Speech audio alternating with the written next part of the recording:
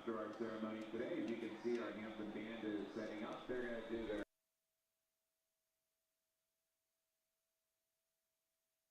initiating launch sequence. Liftoff will start in T-minus 10 seconds. 10, 9, 8, 7, 6, 5, 4, 3, 2, 1. We have ignition. It's time for Hampton Talbots Athletics on the Hampton Talbots Sports Network. Now let's head to Hampton High School for all the action.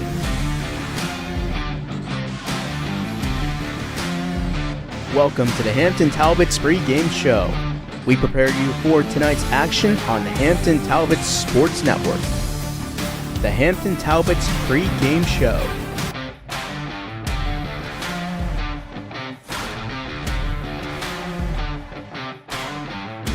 The Hampton Talbots Sports Network will return in just a moment.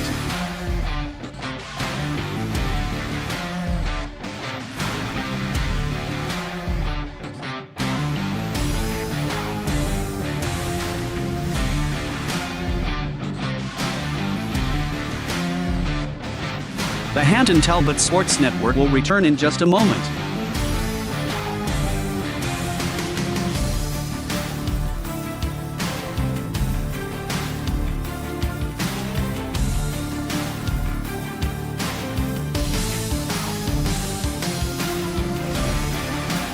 The Hampton Talbots Sports Network will return in just a moment.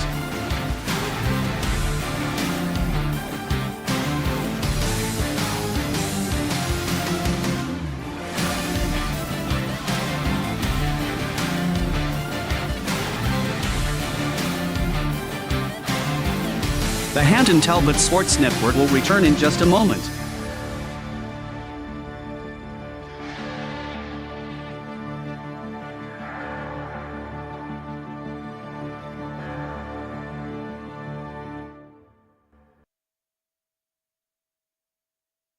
The Hampton Talbots Sports Network will return in just a moment.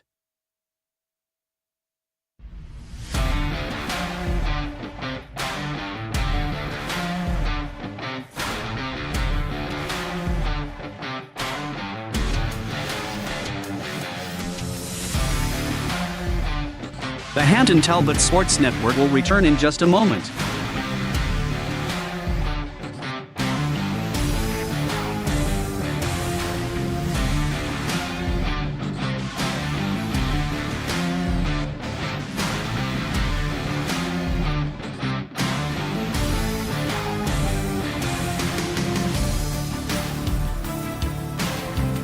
The Hampton Talbots Sports Network will return in just a moment.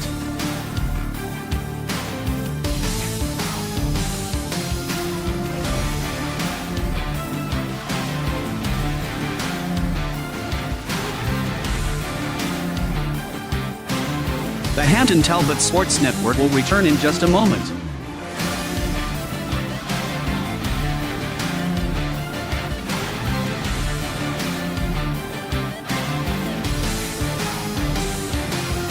The Hampton Talbots Sports Network will return in just a moment.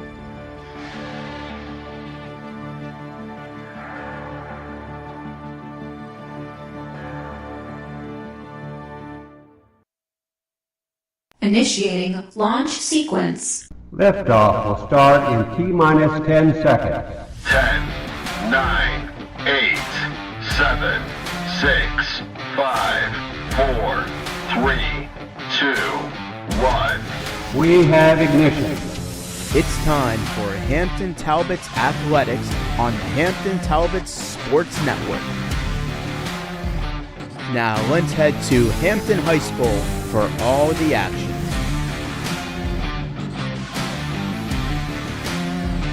Welcome to the Hampton Talbots Pregame Show. We prepare you for tonight's action on the Hampton Talbots Sports Network. The Hampton Talbots Pregame Show. And with that, we welcome you to Fridley Field for tonight's contest between the Chartiers Valley Colts and the Hampton Talbots. Welcome back to the Hampton Talbots Sports Network, everyone. It's great to be back after a 3-year hiatus the Talbots Sports Network has returned, bringing you back Hampton Talbots football once again from Fridley Field. The Talbots right now currently sit 2-2 in their conference respectively as they welcome Chartiers Valley in their 2025 home opener. The Talbots started their season with 4 consecutive road games, which by far was the most since at least 2004. South Park was the only other team to start their season with 4 consecutive road games this season in the entire WPIAL. So Hampton and South Park both have something in common this season. Right now on the field, there is a ceremony going on right now honoring first responders. It is Military Appreciation Night here at Hampton as the band is getting ready to do their performances as they always do. Well, like I said, the Talbots come in at 2-2. They currently sit in second place in the WPIAL Greater Allegheny Conference. Like I said, this is their 2025 home opener, and it's been kind of an up and down season so far for the Talbots. They're 2-2. They lost their starting quarterback, Andrew Reshoff, in week 1 against University Prep/Obama Academy, and they've had to use a couple of different interim QBs in the meantime, starting with Willie Hazelrig, who's really showcased his talents over the last couple of weeks, kind of filling in for him. In that span, Willie completed 16 of 29 pass attempts, a 55.2 completion percentage, 215 yards he threw for, 3 TDs, and an interception. And that's the kind of work that Willie has been able to do for this Hampton team, but he's kind of a Swiss Army knife, if you will, because he can do a little bit of everything. He showcased what he can do in the passing game, in the rushing game. He's done 27 carries, 153 yards, averaging 5.7 yards per carry. And on the receiving end, I mean, he's been very good. He's taken a little bit of a back seat as well as he's kind of filled in at that quarterback role so far. But like I said, the Talbots have had to use a number of different quarterbacks in their game planning over the last couple of weeks to fill in for Andrew Reshoff. Like I said, they used Willie Hazelrig, they used Jack Howley, Cole Mottenbach, Max Demian, all stepped in for Reshoff. In that span, those guys completed 18 of 40 passes for 221 yards, a 45% completion, averaging 12.2 yards per pass, 73.6 yards per game. In that span, they average about 6 catches per game. They had 3 touchdowns in that span, all coming from Willie Hazelrig, and an interception, but an 85.52 QBR, which is respectable in the high school game so far this year. Well, on the other side of things, Chartiers Valley, they're coming in on a blazing hot streak, and I mean blazing. They currently sit 3-1. They are tied atop the Big Six Conference in the WPIAL 4A Big Six Conference. In their last 3 games, they've scored 29, 42, and 62 points respectively. They've been just outscoring opponents left and right. This is coming after they dropped their season opener back in week 1, and that game was against South Fayette so far, and they lost that game 38-15. Check out some of these scores: 29-28, 42-6, and 62-12 in that span. And the Hampton Talbots and the Chartiers Valley Colts are meeting for the 5th time since 2009. And in that span, Hampton has won 4 of those 5 last contests, including last year's 24-16 victory over the Chartiers Valley Colts. The last time the Colts won a game against Hampton, you have to go all the way back to 2016. In fact, that was the last time these two teams played here at Fridley Field. And in that game, the Chartiers Valley Colts came away with a 24-16 victory in that game. Hampton won 34-27 last year at Chartiers Valley. Well, coming up next, we're going to have a lot more here from the pregame show. We're going to listen to an interview from Ryan Scully. We're going to recap some of the games that were played last week and this week as well, followed by kickoff. That's all coming up right next, right here on the Hampton Talbots Sports Network, and it's all presented by the Hampton Athletics Department. Hampton fans, feel your game night with Pasquale's Pizzeria. We have been honored to serve the Hampton community with 2 convenient locations for over 23 years. Ordering is quick and easy at orderpasquellis.com. That's orderpasquellis.com. Pasquelli's Pizzeria, fast, fresh, hot to your door. We love supporting Hampton athletics and are proud to call this community our home as we cheer on the Talbots to victory. Let's go Hampton. Since 2006, Resnick Roofing has offered the best products, the best installation, and the best warranty in roofing, siding, and roof integrated solar systems to the greater Pittsburgh area. Whether you need a roof replacement, new siding, or are looking to go solar, contact Resnick Roofing and Contracting for a free estimate at 412-212-7663 or visit our website at www.resnickroof.com. You're listening to the Hampton Talbots Sports Network on the Hampton Athletics Department YouTube channel.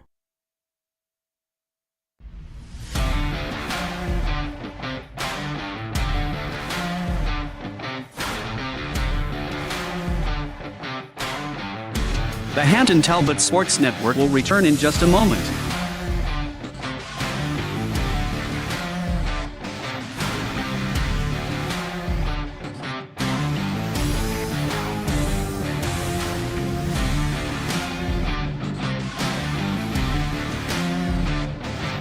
The Hampton Talbots Sports Network will return in just a moment.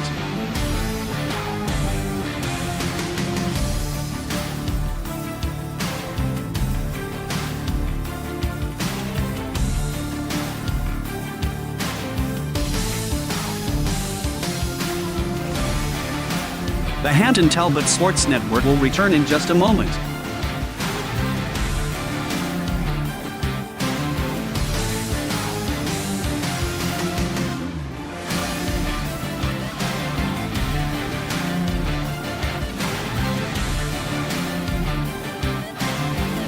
The Hampton Talbots Sports Network will return in just a moment.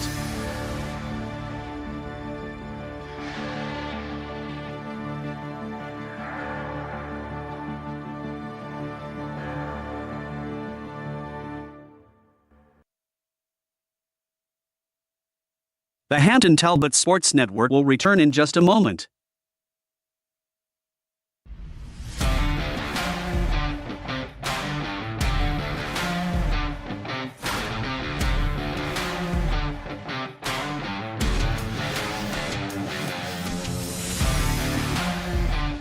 The Hampton Talbots Sports Network will return in just a moment.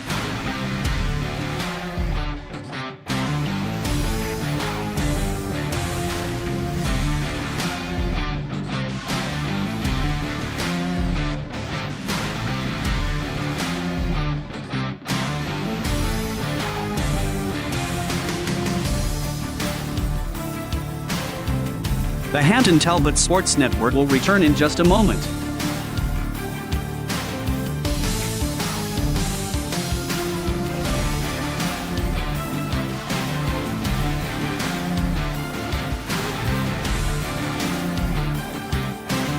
The Hampton Talbots Sports Network will return in just a moment.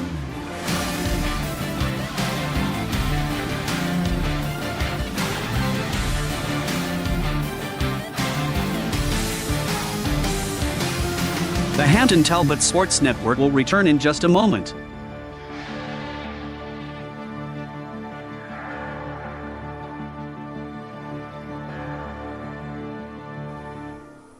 Well, these teams going to be coming off polar opposite games from last week. As I mentioned, Hampton got throttled 62-3 last week at Upper St. Clair. On the other side of things, Char Valley coming off a 62-12 thumping of their own against the Baldwin Highlanders last week.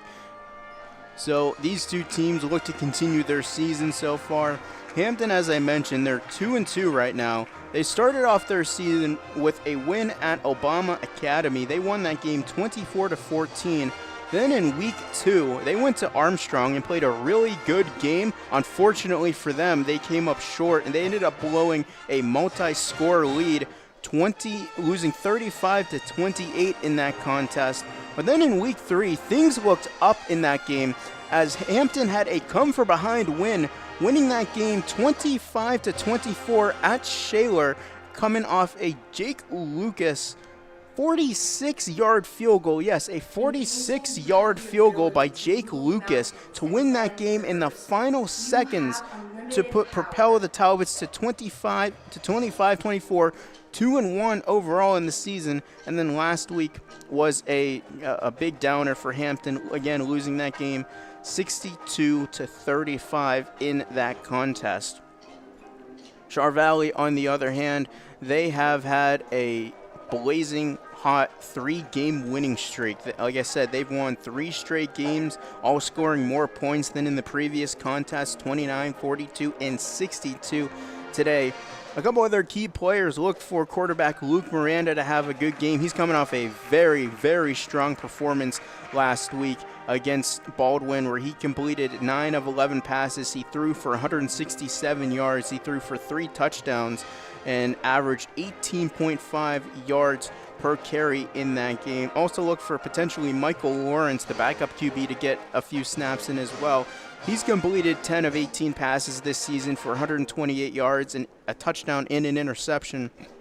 And in their rushing game, they have a very, very strong rushing game with a very, very capable running back. Tayshawn Lewis is the premier back for the Colts. Last week he had 6 attempts for 88 yards, 14.67 yards per carry, and 2 touchdowns. And in the receiving game, Julius Best, last week he had 8 receptions for 169 yards, averaging 21.1 yards per catch, and he had 3 touchdowns last week as well. And also Damian Holloway, 6 receptions, 79 yards, 13.2 yards per catch, and a TD, and Michael Lawrence contributed to the rushing game as well with a rushing touchdown. The Hampton Band is performing their pregame show as they usually do here at Fridley Field, hence the noise. We'll get you caught up on some of the scores from last week around the WPIAL. We'll start in section 6A. Central Catholic absolutely manhandled Mount Lebanon 57-0 last week, and North Allegheny defeated Hempfield 56-13. Norwin over Seneca Valley 56-13, and Kenneth McMillan over Armstrong 31-21. Moving down to Section 4A, the Moon Tigers defeated the West Allegheny Indians 21-3 at DeMcCullough Stadium. Southmoreland beat Blackhawk 24-17, and Newcastle defeated Yogh 53-0. Also in 4A, Aliquippa defeating Mars 19-6 at Planet Stadium last week, and Bethel Park got the victory over West Mifflin 41-7 at Titan Stadium. Indiana with a 48-7 win over the Laurel Highlands, and Montour with a convincing win over Knock 41-8. More action from 4A last week. McKeesport defeated Bell Vernon 20-7. Peters Township defeated Trinity 31-12. Moving down to 3A, Beaver County defeated Hopewell in a nail-biter 51-50. Central Valley defeated McGuffey 49-6, and North Catholic with a 49-0 win over Quaker Valley. Moving on to some of the scores here from tonight. Section 6A, Hempfield against Central Catholic, Mount Lebanon against Kenneth McMillan, North Allegheny against Norwin. Moving on to 5A, Gateway will play Franklin Regional, Kiski will go to Penn Trafford, and Greater Latrobe will head to Armstrong. North Hills Indians take on Fox Chapel, also in 5A, and Plum will travel to Pine Richland, and Upper St. Clair will entertain McKeesport. And in some 4A action, Greensburg-Salem will take on Ambridge. Mars and Montour will do battle tonight, and Penn Hills will travel to Aliquippa at Heinz Field. I'm sure that's interesting to say. Indiana entertains Derry area, and Knock will host Newcastle. Bethel Park is at Trinity tonight, and West Mifflin will travel to Thomas Jefferson, as that is the scores from last week and some of the games also from last week as well. Well, we are just about 10 minutes from kickoff here at Fridley Field as the band is taking the field as well. The color guard doing their thing. This place is filling up. These fans are ready to go. They have waited a very, very long time, 5 weeks. Actually, it's been more if you think about it. It's been well over a year since these Talbot fans have seen Hampton Talbots football here at Fridley Field. When you think about it again, last year the Talbots started with 4 home games and only had, 4 home games. They had 6 home games in total and only 4 road games. So this year the Whippio decided to mix things up and sort of even out the scheduling woes from last year and have Hampton play 6 road games this year and only 4 home games this year as well instead of last year, so it kind of evens out a little bit. Again, this is first responder appreciation night. The Talbots they are debuting a gray uniform tonight. It looks really, really cool for military appreciation tonight. Okay, a couple weeks ago, Ryan Scully, a tight end for the Talbots, he sat down with Coach Gavin Mayer, to talk about, just the football season and just to get to know him a lot more as on a personal level. So this is the interview with Ryan Scully sitting down with Gavin Mayer just a few weeks ago. Hope you enjoy. Hello and welcome to the Talbot Talk podcast, a program brought to you by the Hampton Talbot Athletics Department, co-produced by fellow alumni Greg Hillman. On the Talbot Talk podcast, we look to gain insight into the lives of our Hampton community involved within our athletics. I'm your host, Gavin Mayer, acting athletic department administrator and varsity football coach. And joining us today is one of Hampton Talbot Athletics' top athletes, participating in a multitude of sports, including that of baseball and playing defensive end, tight end for the varsity football team, Ryan Scully. Pleasure to have you on, Ryan. Glad to be here. Let us start with some warm-up identity questions, Ryan, allowing the audience to get to know you. How's that sound? Good. We'll start with some slow pitch, if you will. For those that don't know you yet, how would you describe your game in 3 words, whether this be related to baseball and or your newly found sport, football? I'd probably say football, I am strong, agile, and aggressive. In baseball, I'd probably say I'm patient and in my work ethic. Love it, Ryan. What convinced you to try football last year, and what made you stick with it into your senior year? Well, Coach Will in the hallways always told me I got to play football, I got to come out and play just because of my size. And I just love the sport, and I stuck with it. I just love the aggressiveness of it. I loved everything about it. Yes, sir. Football is the greatest sport. Tell me the moment you first felt, quote-unquote, I belong on Friday nights. I'd probably say my first my first catch against Armstrong, 84 yards. I really felt like I was a part of the team, and I did something important. Mm-hmm. Definitely. I'll never forget that. Well, I love to hear it. As a former athlete myself and current day coach, those are the type of things that made me want to keep pushing for more, ultimately falling in love with the game of football. But moving on to more sport-specific questions, what surprised you about the mental side versus the physical side of football, comparatively to that of baseball? I would say in baseball, you can't use your aggressiveness. Like, if you get mad, it kind of turns into bad things. But in football, that just drives you, fuels you, and you can just run through a guy. That's right. You're definitely able to use aggression differently in those 2 sports. But if you can go back in time and give your younger, quote-unquote, first practice self-advice, what would you say? I'd probably just say try to slow it down and not let the game take over. Try to control yourself and just stay calm. Mm-hmm. Now, Ryan, what habits have you carried over or, let's say, let go from year 1 to 2 and improving your football competency? I honestly don't know. I would probably say carry over from that. From last year. Yeah. I would definitely take the leadership from our seniors. Yeah. They always want us to be better, push everybody. I would just say their leadership and just their work ethic. All right. Sure. Now, as a student of the weight room, Ryan, What are some lifts and or movements that you think translate the most to football, or even the baseball field? For sure, power cleaning, I would say, for tackling. Amazing for explosiveness. Of course, I like my bench press, close grip, for just knocking people off. I'd probably say those are the 2 biggest ones for sure for me. Thanks for the input, Scully. Now, moving on to some leadership, culture type questions. As a relatively new football player, how do you lead by voice and or example on the gridiron? I kind of just keep a level head. I don't get overly emotional. I don't get down. I try to set a good example for all the younger kids. I'm vocal when I need to be. I'm not overly vocal. I would say that's that was a very similar to how I played my game. You don't have to be a very vocal leader as long as you're leading by example, right?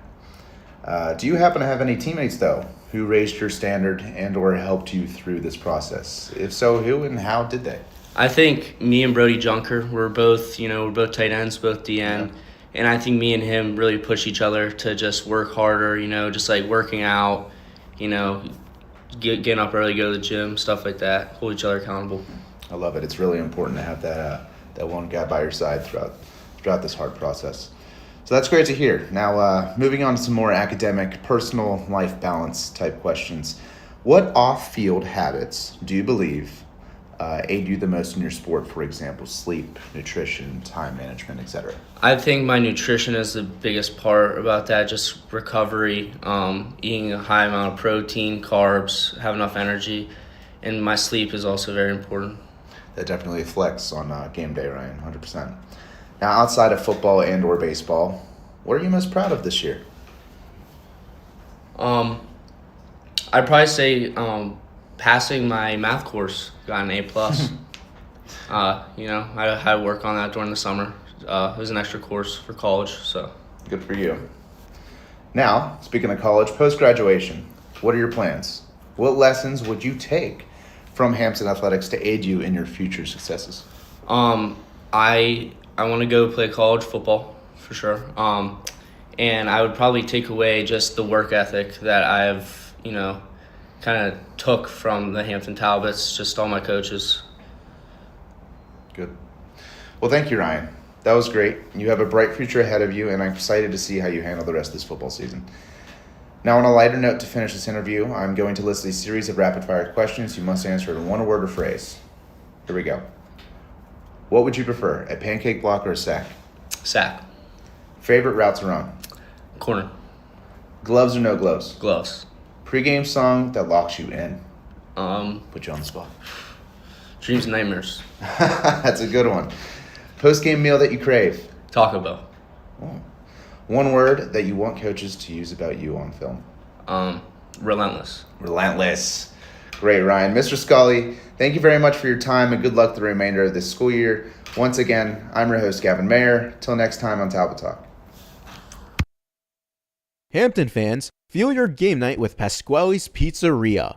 We have been honored to serve the Hampton community with 2 convenient locations for over 23 years. Ordering is quick and easy at orderpasquales.com. That's orderpasquales.com.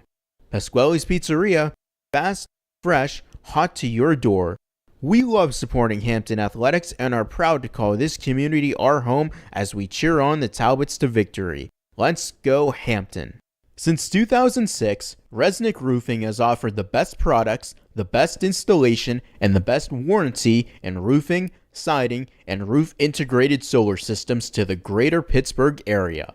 Whether you need a roof replacement, new siding, or are looking to go solar, contact Resnick Roofing and Contracting for a free estimate at 412-212-7663 or visit our website at www.resnickroof.com. You're listening to the Hampton Talbots Sports Network on the Hampton Athletics Department YouTube channel.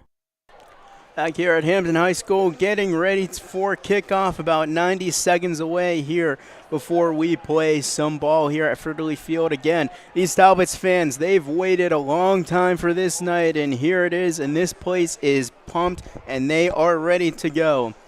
As are we. The players are ready, the fans are ready, Everybody's ready to go. Hampton Talbots football on the Hampton Talbots Sports Network is brought to you by Williams Slagle Insurance, Tequila Jalisco, Miller & Miller Attorneys at Law, Baird, Nigro Ankle and Foot Care, Hampton Junior Football, Allegheny General Hospital, Resnick Roofing, Burke & Bradley, First National Bank, and by Allegheny Health Network. Well, Hampton will receive the ball to start tonight's contest as the Chartiers Valley Colts will be kicking off from right to left. So that means Hampton will be moving from left to right here. We're pretty much at center field right here. It's a great view. It's a great night for football. The Pittsburgh area hasn't had any rain for 2 weeks, and we're not expecting any for a couple more weeks. As Luke Waldron is teeing up the football, and we are about to get going here. And we have Willie Hazelrig in the backfield. Waldron lines up. It's an end-over-end kick, and is going to come right down to the far side. Hazelrig will take it near the 25. He's going to run to the far sideline, trying to get to the 30, to the outside, the 40, the 45, the 50. Breaks free! Willie Hazelrig to the 30, to the 20, to the 15, to the 10, to the 5. Touchdown, Hampton! What a start to open this homestand!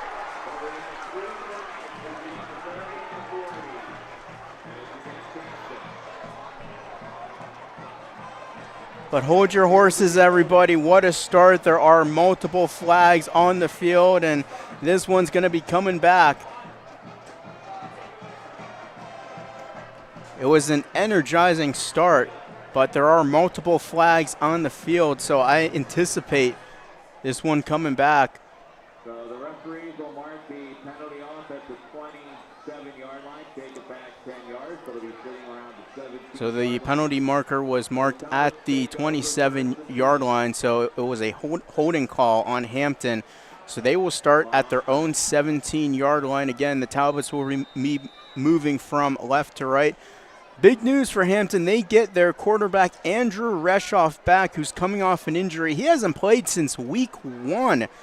And before he got injured, he was 10 for 15 for 99 yards, had a 66.7 completion percentage, averaging 9.9 yards per pass, but he got injured and he is back again tonight. He'll set up in the shotgun, 3 receivers to his left, and right away we have a stoppage. And we have a timeout called right away by head coach Steve Sholo. Sholo is in his 3rd season as the head coach of the Hampton Talbots, immediately calling a timeout. It's 1st down and 10, ball placed at the 17-yard line with 11:44 to go here.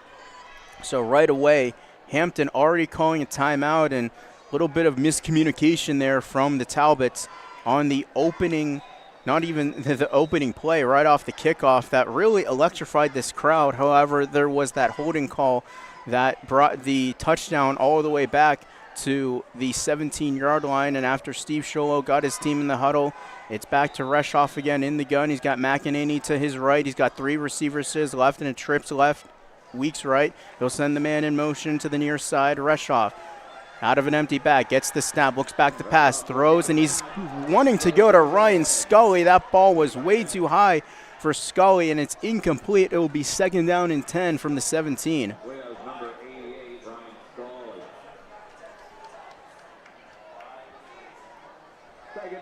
So this start really couldn't have gone worse for the Talbots so far. They had the touchdown called back. They had the penalty.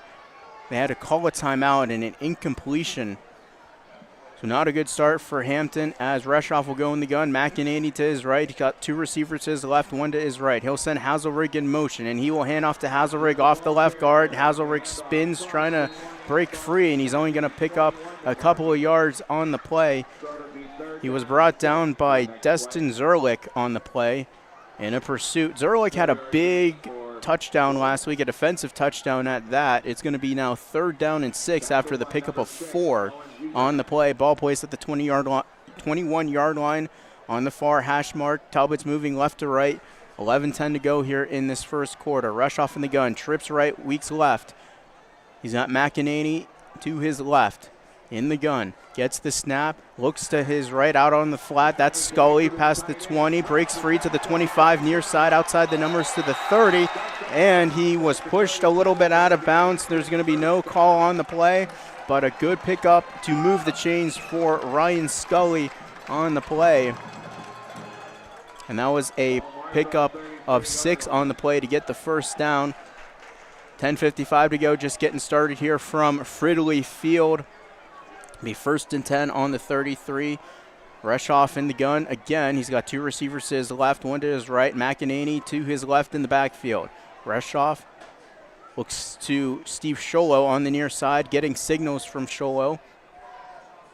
And he's communicating that with his offensive line.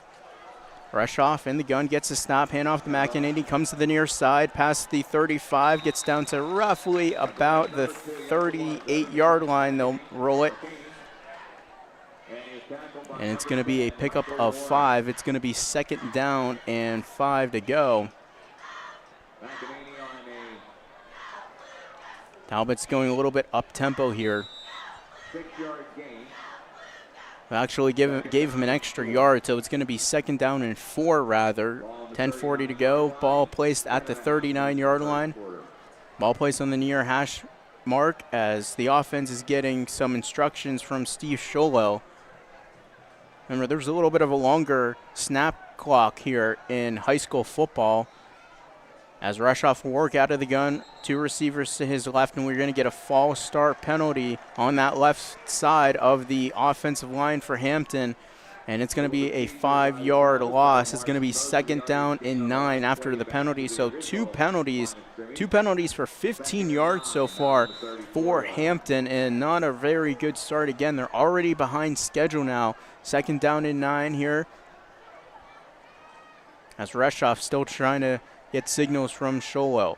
He's got 2 receivers to his left, 2 receivers to his right. McEnany in the gun, or in the backfield. Throws it to the near side. That's Heath Bargo to the 35, trying to get to the 40, and a flag comes flying in on that 40-yard line as Bargo was brought down on that near sideline. We'll see what the flag is. Was tackled by number 10 on that play, Michael Warren. Another holding call against Talbot. And it's going to be another holding call against Hampton. Again, this has not been a great start for Hampton so far in this game. That is now 3 penalties for 25 yards, and they keep moving backwards now. It's a second. It's going to be 2nd and 14 now from the 29-yard line. Reshoff in the gun, 2 receivers to his left, 2 to his right. McEnany in the gun. He's going to send Jack Howley in motion from right to left to that far side. Now in a trip to left, gets the snap. Reshoff is going to throw it late, and it's going to be incomplete.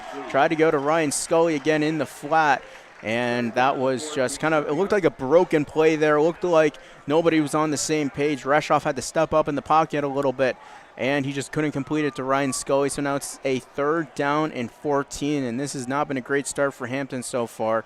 You got a long way to go. They got to get up to the 43-yard line to get a 1st down.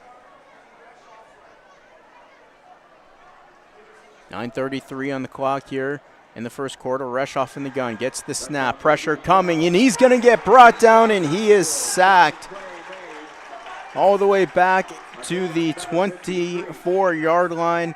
He was brought down by Damian Brunridge and Joel Burkle on the play, and Hampton's going to have to punt. Man, that was an ugly, ugly sequence for the Talbots.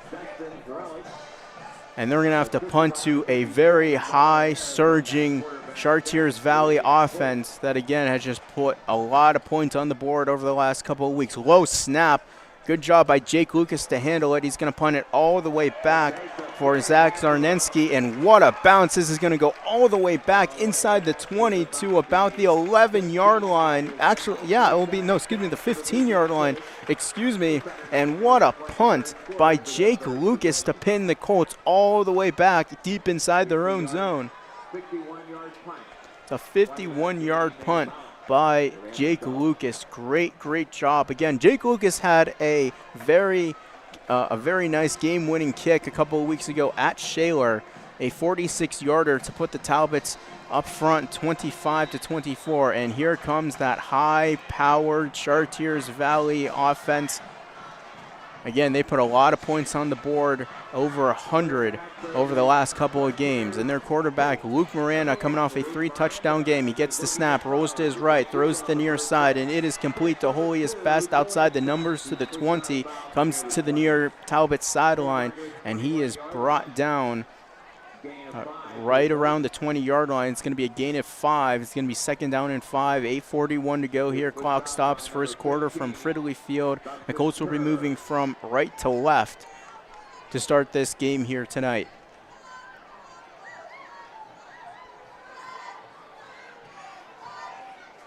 Luke Miranda in the gun. He's got his back, Tayshawn Lewis in the backfield. He's going to hand it off. Tayshawn Lewis up the middle, and he's going to pick up that first down to the 25-yard line. Pick up a 5 on the play. It's going to be a first down for the Chartiers Valley Colts. Again, over the last couple of weeks, Chartiers Valley has really put a thumping on teams. The last 2 weeks against Indiana, they put up 42, and last week against Baldwin, they put up 62 for a combined 104 points over the last couple of weeks. Miranda in the gun gets the snap. He's going to keep it, runs to the left side, picks up a block, and he's going to get brought to the ground right around the 32-yard line. He got a nice block by Michael Lawrence, and Dustin Kerr was on the tackle on that play. So a pickup of 8 on the play. Will be 2nd down and 2. 7:50 to go. No score here from Fridley Field. Ball placed on the near hash mark. Colts moving from right to left. Miranda in the gun. He's got Lewis in the backfield. Gets the snap. He's going to hand it off to Lewis on the play action, or not the play action, the RPO, and Lewis is going to pick up a couple on the play, and he will pick up that first down. Ball will be placed on the 42-yard line. It's a first down now for the Colts, and they are moving the ball pretty much at ease so far here in this opening possession. Again, they put up a lot of points last week against the Baldwin Highlanders. Ball placed at the 37-yard line. 1st and 10, Miranda in the gun gets the snap. He's going to hand it off to, pitch it to Lewis rather. Great pursuit by the Talbots, and they clobber him pretty much at the line of scrimmage. It's going to be no gain. He actually might have lost a yard. Yes, he lost a yard on that play. It's going to be 2nd down and 11 for the Colts. Johnny McKelvey on that pursuit for Hampton. Ryan Scully checking in for Hampton. 2nd down and 11, 6:35 to go here in this opening frame. Miranda in the gun, Lewis in the backfield.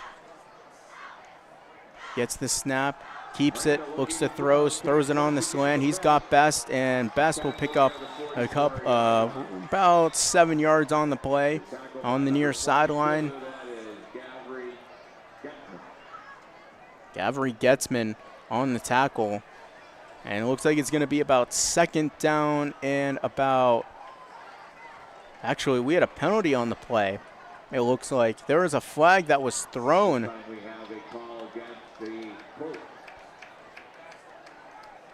So a penalty against the Colts will bring them all the way back to the 32-yard line. And that is a big, big penalty for the Colts, as now that puts them at 2nd and 15. Approaching 6 minutes to go. First quarter, no score. Colts moving right to left.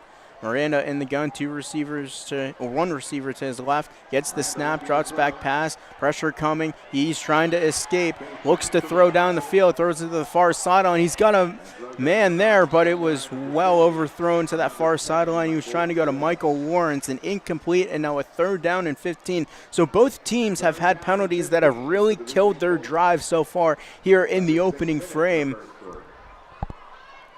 Chartiers Valley is now faced with a 3rd and 15 here in their opening possession, so not a very clean opening possession for either of these two teams here to start this game tonight.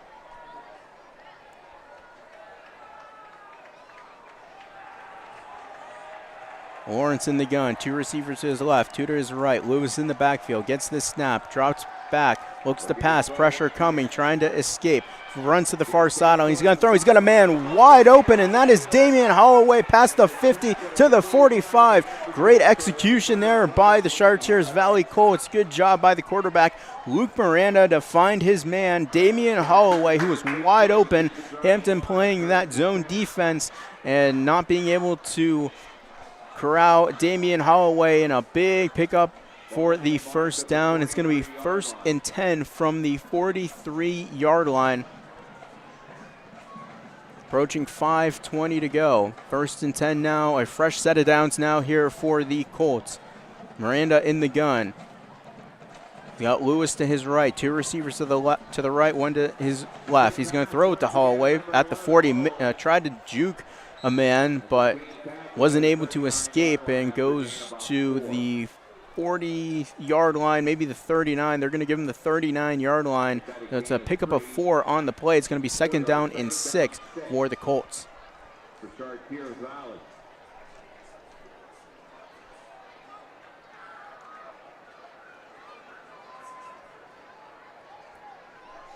Second down and 6 from the 39-yard line of Hampton. Luke Miranda in the gun. Lewis to his right, gets the snap. He's going to hand off to Lewis up the middle, and he's going to be taking Talbots with him.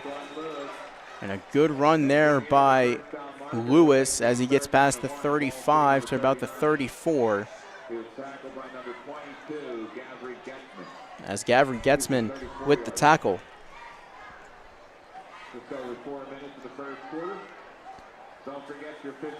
As subs are coming in and out for Hampton.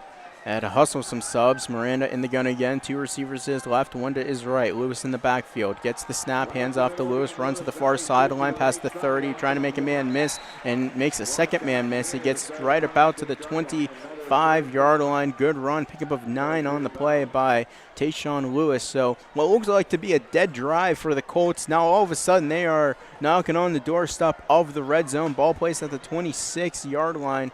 There's going to be a pickup of 8, but a fresh set of downs for the Colts.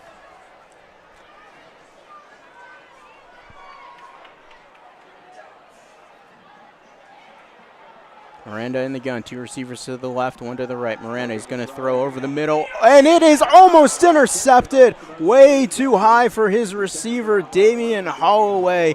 And there was a man right there for the Talbots to pick it off just a little bit over his reach, and it's incomplete. That would have been a big turn of events for Hampton. It's now 2nd down and 10 for the Colts.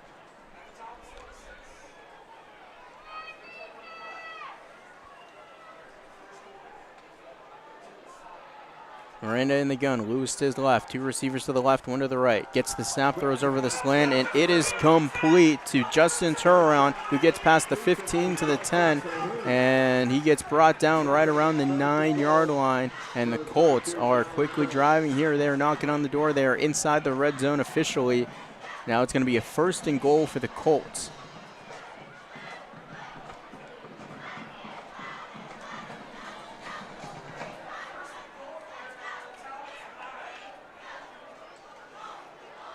At the Talbots 9, Miranda in the gun, Lewis in the backfield. Gets the snaps, going to hand off to Lewis, comes near side, cuts up the middle, spin move, and he is going to be brought down hardly inside the 5 to about the 3-yard line. Colts right there, they keep driving, and they are right there at the doorstep of the goal line for the Talbots. It's going to be 2nd down and goal now for the Colts. 2:24 to go, no score in this opening frame. Colts looked like they had a dead drive going, but here they are driving at the 3-yard line. Miranda in the gun. Lewis to his left, gets the snap. He's going to throw to the far corner of the end zone, and it is lobbed, and it is caught by Damian Holloway in the far corner of the end zone. What a throw, what a catch for Damian Holloway, and the Colts strike first at Fridley Field.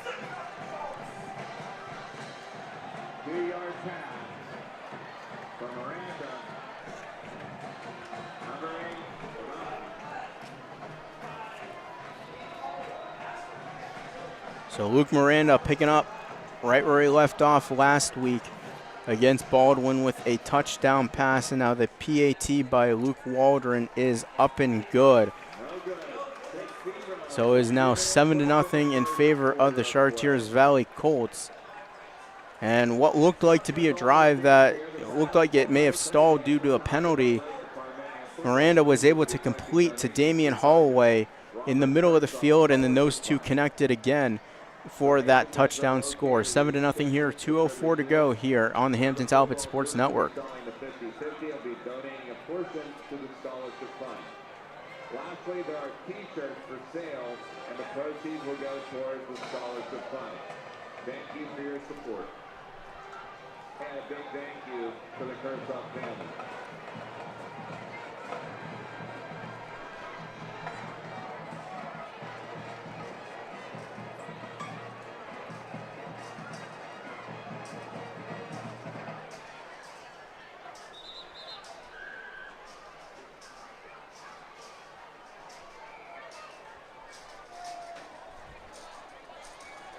Once again, Willie Haswig and Jack Halley deep for the Talbots, and kicking off. Jack Halley and Willie Hazelrig are back deep for Hampton after that touchdown drive from the Colts. Luke Waldron to kick off here, right to left, ball placed at the 40-yard line, far hash mark, and it is a line drive kick right to Jack Halley, and he's going to pitch it back to Hazelrig. At the 15, the 20, picks up a couple of blocks, breaks free past the 30, the 35, the 40, where he's finally brought down. So two very impressive drives or runs here, kickoff returns for Willie Hazelrig. He's brought down at the 40, so it's going to be good field position for Hampton as they look to strike back after that opening drive that, again, was just very, very ugly. They had to call a timeout literally before they even had a snap. And then after that, they had a couple of penalties that drove them back, and it really just depleted that opening drive, and they will look to sort of regain their confidence a little bit after that opening drive. Andrew Reshoff, again, he's coming off an injury, so he's still trying to get his feel back again. 1:54 to go in this game. Reshoff is going to hand off to McEnany. McEnany comes to the far sideline, trying to get back to the line of scrimmage, cuts upfield, and he will be brought down right around the 44-yard line. As McEnany looked like he wasn't really going anywhere, and he finally picked up a few yards on the play, pick up a 4 on the play. It will be 2nd down and 6, 1:30 to go here in this opening quarter. Ball placed at the 44-yard line. Reshoff back to the gun. McEnany in the backfield. He's got two receivers, one receiver to his left. An extra man in the backfield. Reshoff in the gun. He's going to send Hazelrig to the far sideline, and Hazelrig has the ball. He's trying to get to the 45, gets to about the 46, and a pickup of 2 on the play. So all of a sudden, Hampton again facing another 3rd down on the play on this drive. It's going to be 3rd down and 4. Coming up inside a minute to go now in this opening frame. Chartiers Valley drove down the field on a 75-yard touchdown drive to give them the lead. 7-0 here in this game.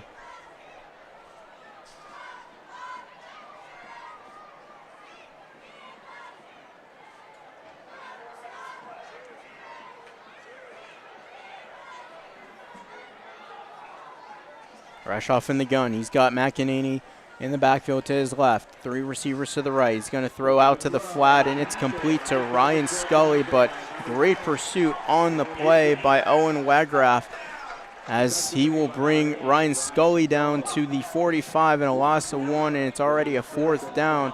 So it's going to be decision time for Steve Sholo. He's going to send out Jake Lucas to punt for the Talbots. So not a good drive for Hampton there. It's a 3 and out, and looks like that is the end of the quarter, and it is.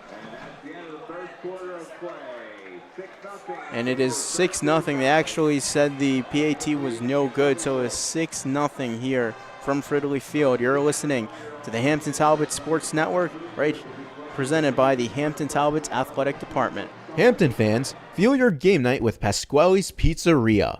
We have been honored to serve the Hampton community with 2 convenient locations for over 23 years. Ordering is quick and easy at orderpasquales.com. That's orderpasquales.com. Pasquale's Pizzeria, fast, fresh, hot to your door. We love supporting Hampton athletics and are proud to call this community our home as we cheer on the Talbots to victory. Let's go Hampton. Since 2006, Resnick Roofing has offered the best products, the best installation, and the best warranty in roofing, siding, and roof integrated solar systems to the greater Pittsburgh area.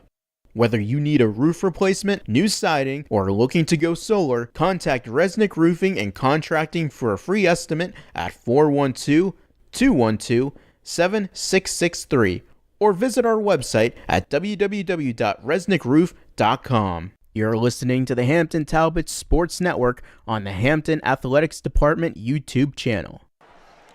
6-0 here as the second quarter is on their way. Jake Lucas with a line drive kick, and it's going to go right into the hands of Santiago Valentine. Or excuse me, that was not Valentine. That was Zach Zarensky on the punt return. That was a 24, not a 14. And we do have a flag inside the 30, right around the 28-yard line.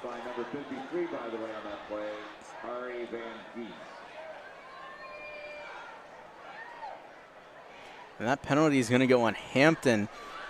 So already just the penalty yards are piling up for the Talbots as they will place the ball all the way at the 44-yard line of Chartiers Valley.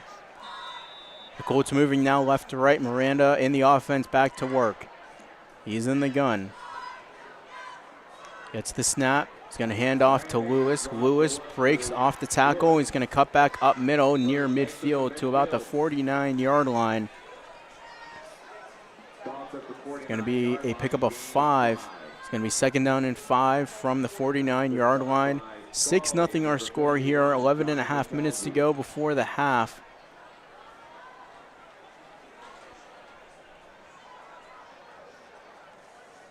Again, we mentioned this high-powered offense for Chartiers Valley so far. Last week, Tayshawn Lewis had 88 yards on the ground.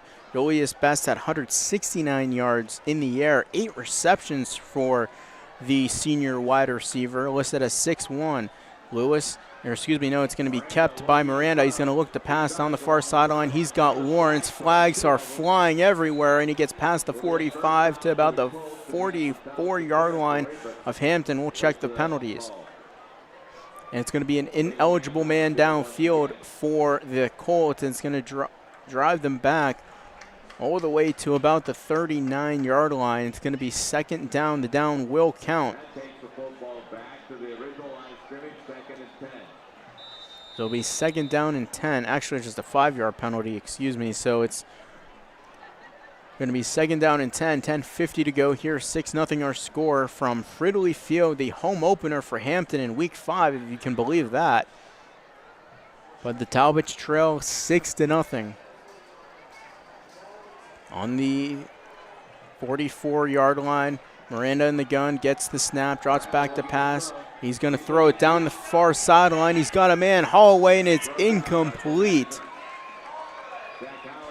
Jack Howley on the coverage on Damian Holloway, and it's incomplete, so it's 3rd down and 10. This is going to be a good opportunity for Hampton to get off the field on a 3rd down and 10. The ball is at the 44-yard line, and if you can get the ball back in any capacity and get some points here, the offense has really stalled for the Talbots. So if they can hold the Colts to a 4th down here and make them punt. Remember, the last time the Colts had a 3rd and long, they completed on a 3rd down and 14. Damian Holloway was wide open in the middle of the field, and he would eventually go on to score in the back of the end zone on that first drive for the Colts. Miranda in the gun out of an empty back. He's going to get the snap. He's going to find Holloway, and Holloway on the slant is going to get very minimal yardage. He picked up maybe 2 or 3 on the play. Regardless, it's going to be 4th down. The Colts are kind of in no man's land right now. The ball is going to be placed right at the 47-yard line And remember, they converted on a 3rd down and 14 in their opening drive. With 10 minutes to go now here in the second quarter, and it's going to be 4th down, and head coach Steve Spence is going to draw the dice here and hope that his team can convert. And nope, it's going to be a punt. Luke Miranda, they were bluffing. It's going to go all the way back, and the Talbots are going to let it go. It's going to bounce towards the goal line, and Lewis, who was hustling down the field, just could not get his hands on it. It's going to be a touchback for the Talbots. So they caught a big break there. Had Lewis gotten to that, they would have had the ball at the 1, maybe even inside the 1 at that point. 9:41 to go here in this opening frame, or excuse me, the second frame rather, second quarter here.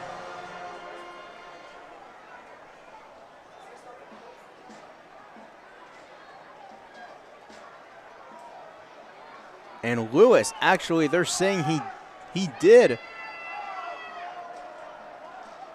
touch the ball before it went into the end zone. My goodness, what a play by Tayshawn Lewis.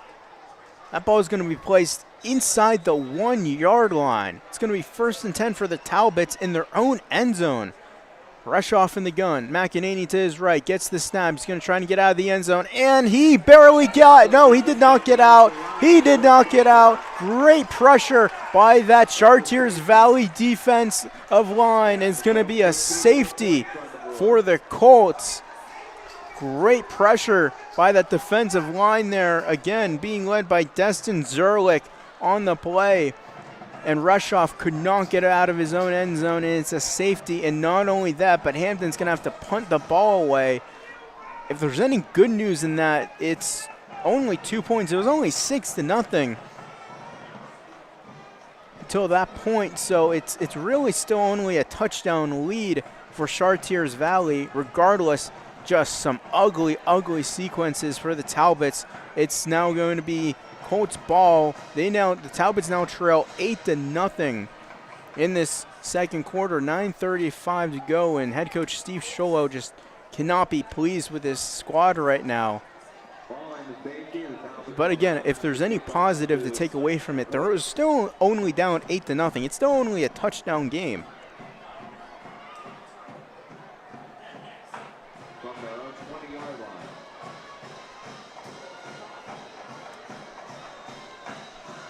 So now they will have to kick the ball away from their own 20.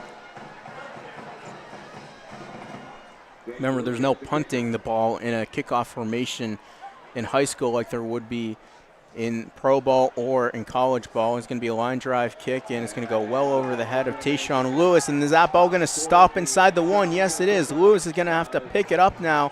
He's going to try and find his way out of it, and he's going to run past the fence, and they're going to blow the whistle here.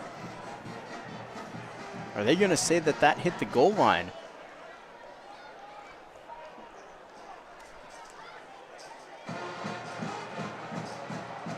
It's going to be a touchback. It will be a touchback for the Colts. So I think that's actually a little bit of a break for the Colts, because they could have had the ball inside the 20-yard line. Instead, they'll get it at the 20-yard line. Instead, it's going to be 1st and 10. They are moving the ball left to right. They now are up 8-0 after an opening drive touchdown. They got a safety by their defense. After all of that, it's still only 8-0. And Hampton actually forced them to punt on their last drive, offensive drive, I should say. 9:30 to go, second quarter here, 8-0. Chartiers Valley leads Hampton. Hampton getting in some last-second subs here before the snap. Miranda in the gun. And he's going to hand up to Zach Ephemadias, and he's going to get nowhere. And Ephemadias is going to get to the line of scrimmage to the 20. So it's going to be 2nd down and 10. Ephemadias has had a quiet but yet very effective season so far. Last week against Baldwin, he had 5 carries for 75 yards in the win over the Highlanders. So it's going to be 2nd and 10 from the Colts inside. 9 minutes to go. Miranda in the gun. Lewis in the backfield to his left. Gets the snap. Looks to pass. He's going to throw it, and it's going to be completed to the far sideline to Best, who tries to hurdle a man. And he's going to get close to that first down yardage, and he's going to be just short. It's going to be third down at about the 28-yard line. It will be third down and 2 for the Colts. Approaching 8.5 minutes to go. The Colts lead the Talbots 8-0.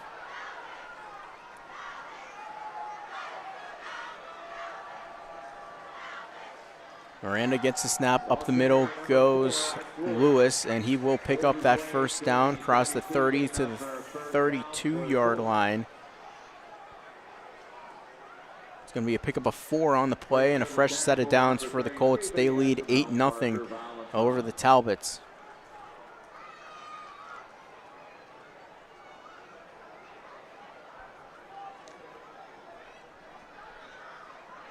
First and 10 from the 32-yard line. Miranda in the gun, trips right, Weeks left. He's got Lewis in the backfield. Gets the snap, he's going to throw it to the flat to Lewis, and a great pursuit by Andrew Carr on the play, and looks like there's an injury on the play. Oh my goodness, is that Lewis? That don't want to speculate. And that is Lewis. My goodness, he is having some trouble standing on the play. That was a big, vicious hit by Andrew Carr. And Lewis is getting attended to right now. It does not look good. We'll step aside here on the Hampton Talbots Sports Network. Hampton fans, feel your game night with Pasquale's Pizzeria. We have been honored to serve the Hampton community with 2 convenient locations for over 23 years. Ordering is quick and easy at orderpasquales.com. That's orderpasquales.com. Pasquale's Pizzeria, fast, fresh, hot to your door. We love supporting Hampton athletics and are proud to call this community our home as we cheer on the Talbots to victory. Let's go Hampton. Second down and 13 now back here at Hampton High School.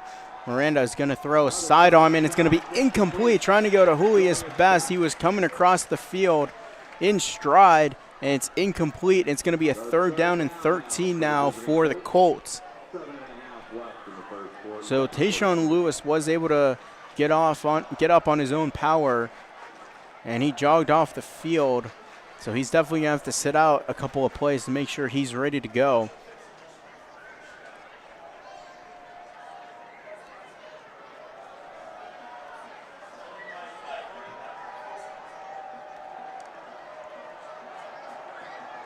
Eftimidius will replace him in the backfield. Miranda in the gun.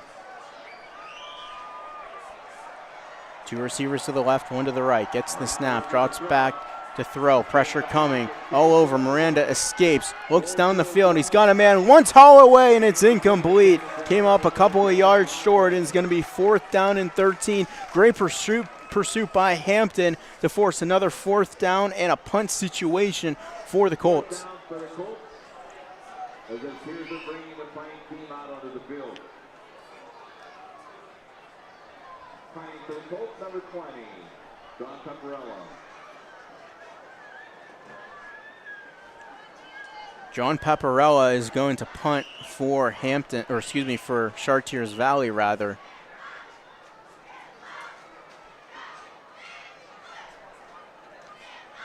It's going to be a high kind of knuckleball kick. And they're going to let this one drop. And that's going to be at the 31-yard line. Maybe 30.5-yard line, we'll call it. So it will be 1st and 10 for Hampton at the 30-yard line. 7:04 to go. They trail 8-0 after the Talbot offense really has stalled. It does not look good over these last couple of drives. Hampton in the opening possession, they had to call a timeout before they even ran a play. We had a flag on the field that was thrown back around the 40-yard line, and it's going to be a penalty on Chartiers Valley, so that will help the Colts, the Talbots tremendously. And they're going to put this one all the way to the 45-yard line. 46, we'll call it.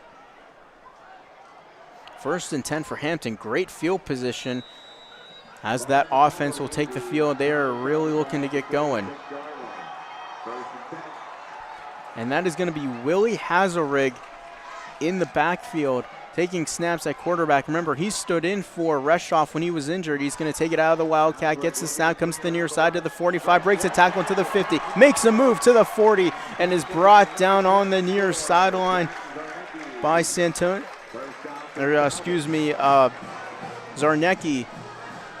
What a run by Willie Hazelrig there. And he is a fan favorite here. He's doing it all. He can run, he can pass. So it's going to be interesting to see what the thought process was in pulling Reshoff, to see if there was maybe an injury. Again, don't want to speculate, or maybe Reshoff. Again, he's coming off an injury, so maybe just trying to ease him back in a little bit. Hazelrig in the gun, gets the snap. He's going to keep it, cuts back to the near sideline past the 40, and he's going to make a nice cut to the near side to the 30, and he's going to get brought down right inside the 30-yard line. It's going to be brought to the 27-yard line. Great run, pick up a 13 by Willie Hazelrig. And you can tell the offense right now, I know it's only been 2 plays, but the offense just feels a little bit different now that Willie Hazelrig is back in at quarterback. So we'll check on the status of Reshoff, as he has been pulled from this game for now. Hazelrig in the gun, McEnany to the right, trips right.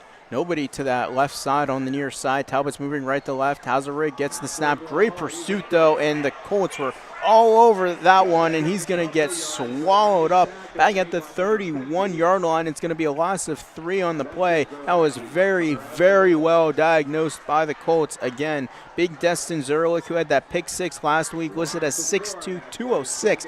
He was on the pursuit on that play. It's going to be second down and 14 rather for the Talbots, back at their own 32-yard line. That was a great pursuit by that defensive line by the Colts. Hazelrig in the gun, McEnany to the left, gets the snap, looks to pass, going to throw it over the middle. He's got McEnany, he's checked down, he's going to get inside the 30 to about the 27-yard line. So he's going to pick up 5 on the play. It's going to be a very, very critical third down here for Hampton. Right now, you'd be looking at about a 50-yard field goal. Now, again, Jake Lucas does have the leg. He kicked 46 yards, the game-winning field goal at Shaler 2 weeks ago, so he does have the leg. So you know at least 46 is in his distance, but I'm sure if the Talbots want to kick a field goal, they want to get a couple more yards closer, as they will hand off in a juggle past the 30 to the 25, and trying to break free is Jack Halley past the 25 to about the 22-yard line. It's still going to be 4th down, and decision time now for head coach Steve Sholo. Do you go for it or do you take the points?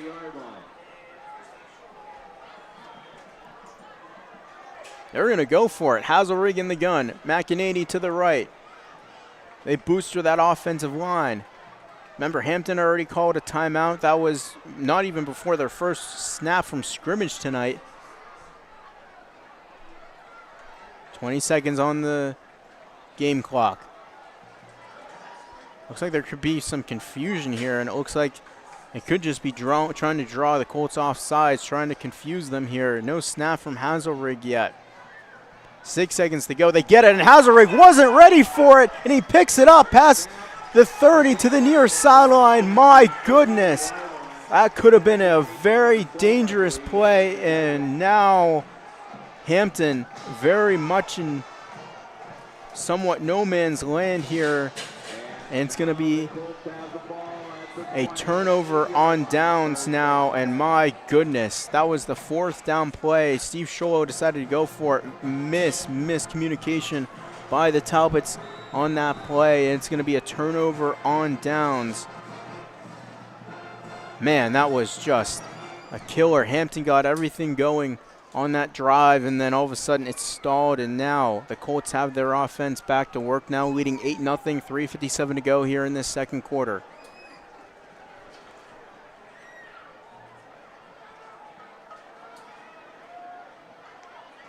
Miranda gets the snap. He's going to hand off to Lewis. He's going to run off the left tackle. He's going to get to the 30-yard line. It's going to be a pickup of 2, 2nd down and 8. So the Hampton defense has stepped up over the last couple of drives. They forced punts by the Colts. But the offense just hasn't been able to get going as Dustin Kerr was on the tackle. They gave him an extra yard, be 2nd and 7. Ball placed at the 31-yard line.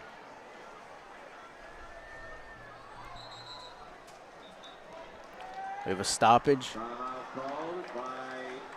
And it's a timeout called by Chartiers Valley. 3:32 to go here in the first half. Reminder, all fans, don't forget October 12th, there is a QR code at the entrance of the field for the annual 8-day walk. Help support the educational initiatives here at Hampton Township School District.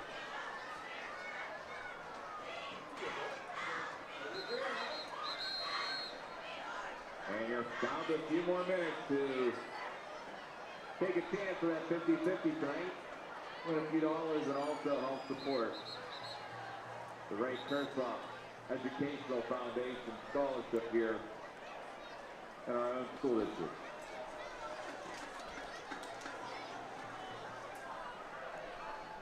All right, after the timeout, 2nd down and 7. Miranda in the gun. Lewis to his left. 2 receivers to the left, 1 to the right. Gets the snap, he's going to keep, he's going to roll to the far sideline, he's going to throw, and it's going to be completed to Zach Zarnecki. It's going to pass the 40 to roughly, they'll mark him at about the 40-yard line exactly on the play. Pickup of 9 on the play. It'll be 1st down and 10 for the Colts. 3:15 to go here before the half.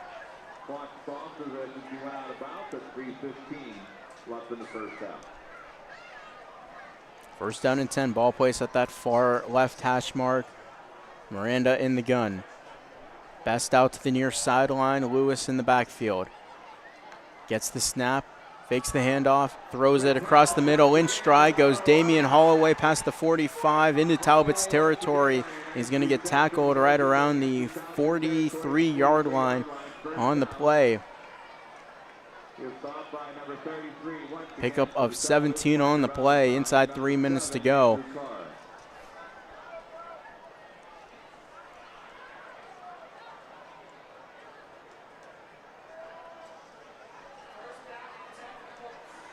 Be 1st and 10 from the Colts from the 43-yard line. 2:40 to work with here before the half. They lead 8-0 over Hampton. Miranda in the gun.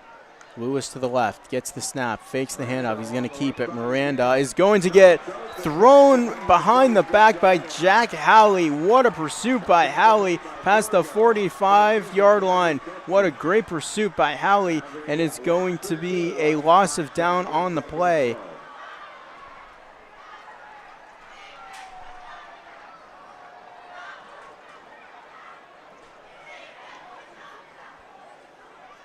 Second and 12 now, approaching 2 minutes to go before the half. Can Hampton hold Chartiers Valley here?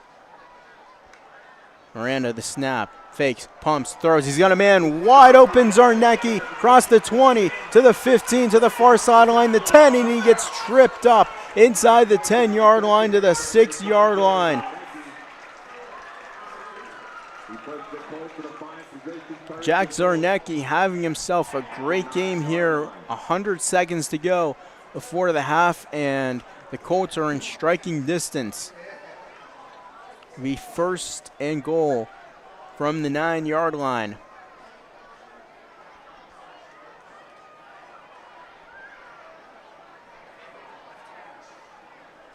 Minute 20 to go now here before the half. 8-0 our score. Char Valley is knocking on the door. 1st and goal from the 9. Miranda in the gun. Gets the snap. He's going to hand off to Lewis. He's going to go up the gut, and he's going to go past the 5, and he's going to get tackled right around the 4-yard line. Under a minute to go now in this first half here. Pickup of 5 on the play. 2nd and goal from the 4-yard line. And a timeout called by Chartiers Valley with 50 seconds to go. All right, so Hampton, the defense did step up a little bit for the Talbots. They forced a couple of punts, but again, the offense just hasn't been able to get going. They put Willie Hazelrig in at quarterback. Andrew Reshoff was pulled from the game momentarily right now, and we'll check on the status right now. He's on the sideline. He is walking around with maybe a little bit of a limp. We'll see if that had anything to do with it. So 50 seconds to go. Timeout called by Char Valley. They're at the 4-yard line, and really after a couple of stalled drives, the passing game has been really, really effective for the Colts, and the running game has been pretty decent as well. They've had a couple of plays where they've gotten stuffed in the backfield, but overall the offense has been relatively okay for the Colts right now. Again, they're only up 8-0, but again, they are right on that doorstep on the 4-yard line at worst, at very worst. They'll take a 2-score lead going into the half, whether that be 14, 15-0 or 11-0. We're about to find out. Miranda in the gun. Lewis to his left, gets the snap, looks to throw. He's going to run to the goal line, and he gets stopped right at the 2-yard line. Great pursuit by the Talbots defensive line. And it's a timeout called by Hampton, so Steve Sholo calling a timeout. With 43 seconds to go, it's going to be 2nd down and goal for the Colts. Again, they lead 8-0. So the Colts head coach is Steve Spence. He's coming from college ball where he coached Washington and Jefferson for a number of years. So he comes to the high school level. He's very excited for the opportunity to give these kids the knowledge that he's brought over his long football career over these last couple of years. And so far his offensive scheme has been really, really good. His overall scheme has been good as well, again, with the exception of that first game where they gave up 38 points to South Fayette. Now, granted, they did give up 28 to West Allegheny, but they only gave up 18 in their last 2 games combined. Again, a 42-6 win over Indiana on September the 5th, and then the 62-12 clobber of Baldwin last week. So here we go. The Colts are lined up with 4 men in the backfield. And Lawrence is going to take the gun. He's going to rush up the right side, and he's going to get into the end zone. Touchdown, Colts. Michael Lawrence, a 4-yard touchdown run, and the Colts extend their lead. It's 14-0 with 39 seconds to go before the half. 14 points on the board for the Colts.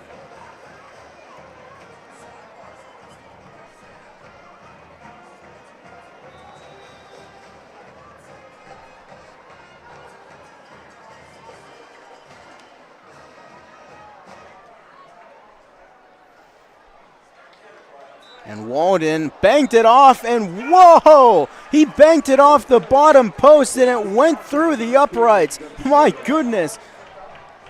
Talk about some ball luck there. My goodness, that hit the bottom post, and it went upward, projected upward, and went through the post. My goodness, that was an odd play. Remember, he missed the opening PAT. So it's 15-0 the score. 39 seconds to go.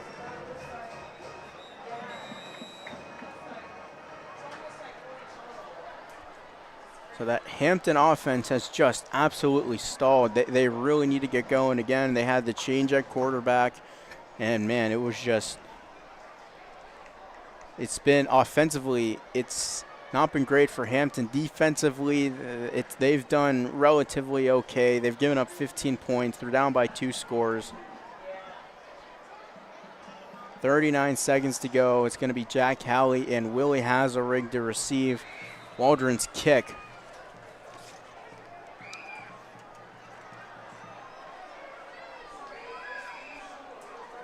Waldron will boot it from left to right. Right-footed kick. It's going to be a squibble kick that hit off the front man of the Talbots. That was Andrew Carr that actually hit his foot, and thankfully he was able to recover, and it didn't take a bounce that went Chartiers Valley's way. 38 seconds to go. So Hampton trailing 15-0 here in this first half.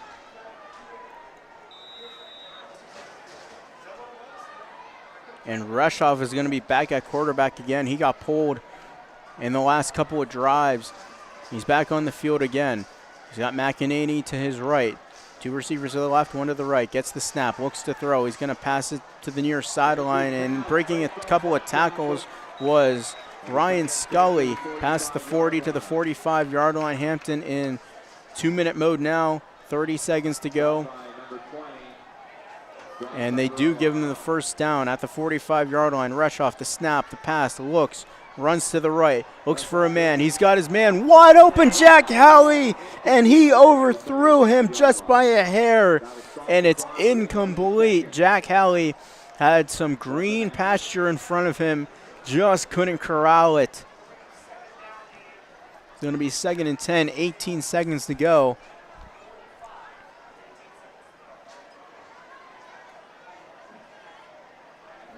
If Hampton can get to roughly the 28-yard line, that would put their kicker, Jake Lewis, right pretty much at his spot as this pass went to the near side, went to Heath Bargo. And he got to about the 48-yard line. It's going to be 3rd down and 7, 13 seconds to go before the half. Coming up at the half, we're going to have an interview with Steve Scholl and Hampton Athletic Director Mike Gavlik. Reshoff out of the gun, gets the snap, looks to pass, runs to the near sideline, looking for someone to throw to, and he's going to keep it, and he's going to run to the near sideline. He's going to get to about the 45-yard line. It's going to be a first down with 7 seconds to go. They still have roughly about 15, it's about 17 yards to gain here. Again, they're kind of in no man's land right now, and you would think with where they are right now, if they can pick up a few yards, to still have a timeout, call a timeout, and do a Hail Mary to the end zone to try and get some points. Rush off in the gun, gets the snap, drops back to pass, pressure coming, steps up in the pocket, trying to escape. He does. He's past the line of scrimmage, and it's going to be jobbled and caught. That's Hazelrig past the 10, the 5, and into the end zone. It's going to come back. It's not going to count because Andrew Reshoff was way past the line of scrimmage.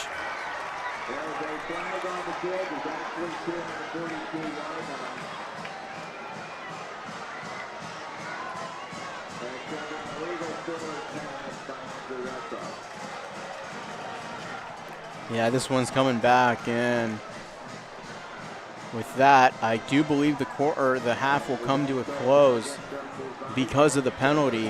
It was an offensive penalty, unless they're going to bring it back. They're going to give him one more play here on a 1st and 10 from the 45-yard line. And now we have a flag here on the near sideline.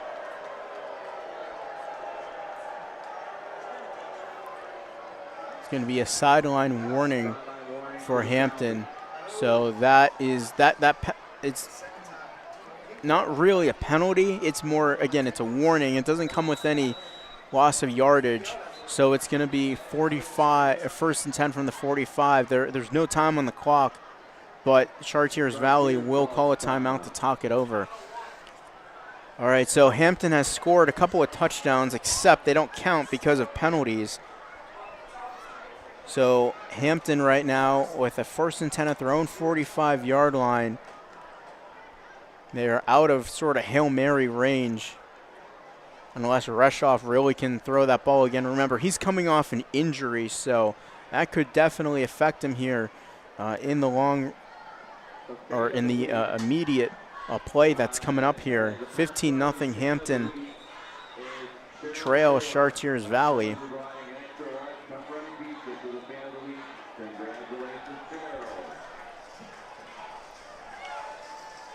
So with no time on the clock, ball placed at the 45-yard line. The ball is on the near hash mark. And Reshoff is back in the gun. McEnany to his left, 3 receivers to the right, 1 to his left. And the Colts are backing off, playing zone, just giving them what they can as long as it's not the end zone. Reshoff flushed out, rolls to his right. He's going to throw it to the far sideline. It's complete, but going nowhere. I believe that was Jack Howley on the play.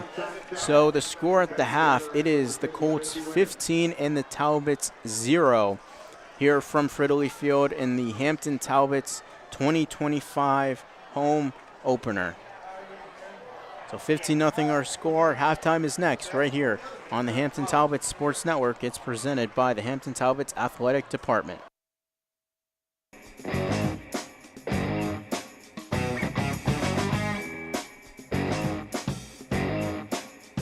It's now time for the Hampton Talbots halftime report.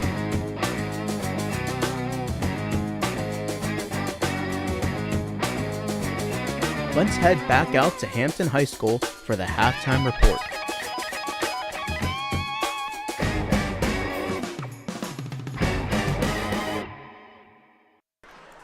$15-0 our score here from Hampton High School as the Talbots trail the Colts 15-0.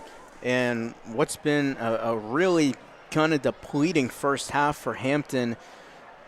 They had an opening drive kickoff return by Willie Hazelrig for a touchdown. That got called back for a penalty. Before they even got a snap off, they had to call a timeout, and then penalties just killed that drive for Hampton.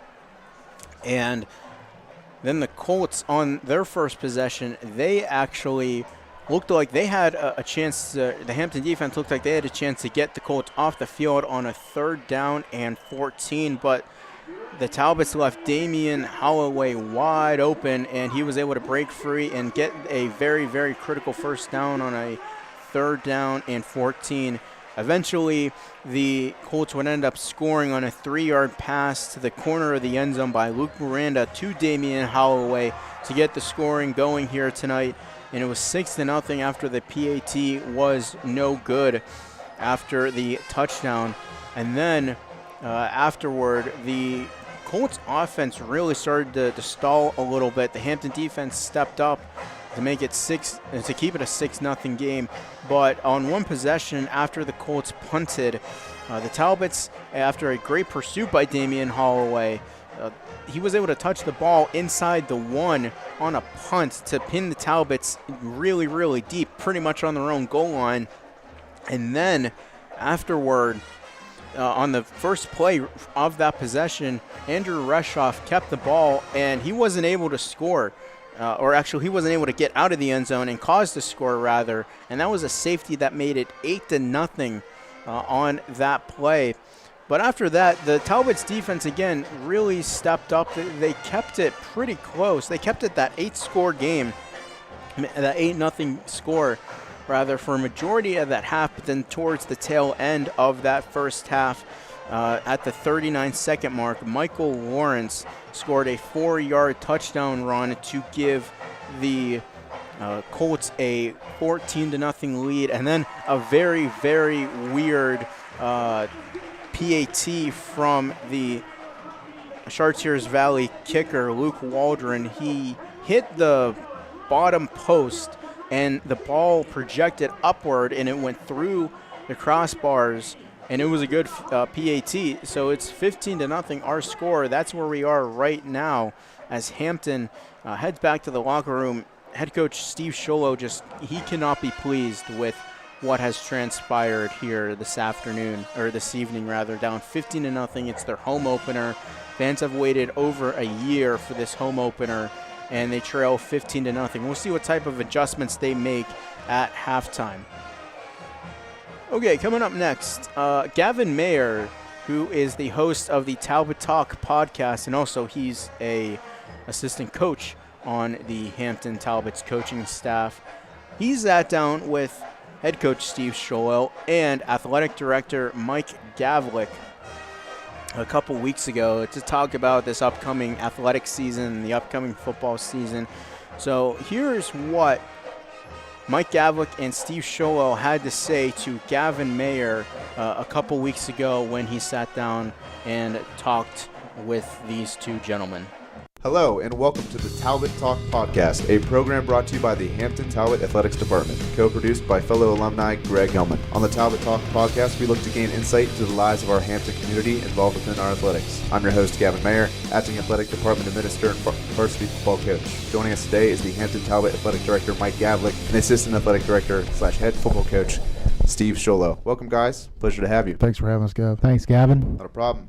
It's a Friday, game day for the football team. I'll try to keep this interview short, concise, to the point, given your busy schedule. So let's start with some warm-up identity questions, all right? Mike, for families who don't know you yet, how would you describe your role as athletic director for Hampton, and what drew you to athletic administration, specifically in the Hampton community? I think my draw to Hampton was the background that I knew about the community, my relationship with the former athletic director that was here, and living in a neighboring community, seeing Hampton and seeing what I thought from the outside looking in was a very good place to be. I'm happy that I did have the opportunity to take that role on here at Hampton. I've been in athletics for 23 years now. Every day is an adventure, but you get to work with the kids and you get to hopefully oversee the entire athletic program and try to extend what we're doing and make it better.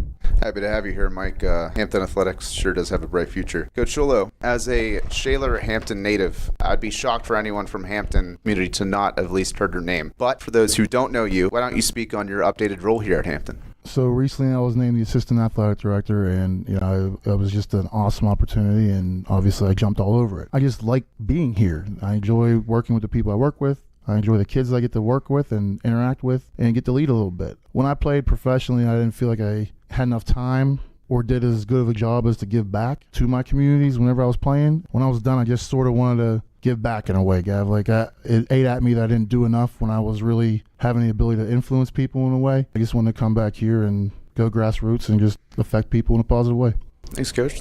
Now that we know a little bit about you both, how about you answer this for me? What is a moment from this school year, or last, considering it's only the second week of school, that made you think, this is why we do this? For me, it would be our first military night. It was obviously emotional because who we were honoring with Rob Kersop, but I thought it was what Friday nights are supposed to be about. It's about community. It's about the band, the cheerleaders, the football team. It's about the folks that are there watching them, and when you come together for something like that, it should give you goosebumps, and I think that night did, and it's something that we're now going to continue to do annually. Coach Sholo, how about you? Mine was the softball championship this year.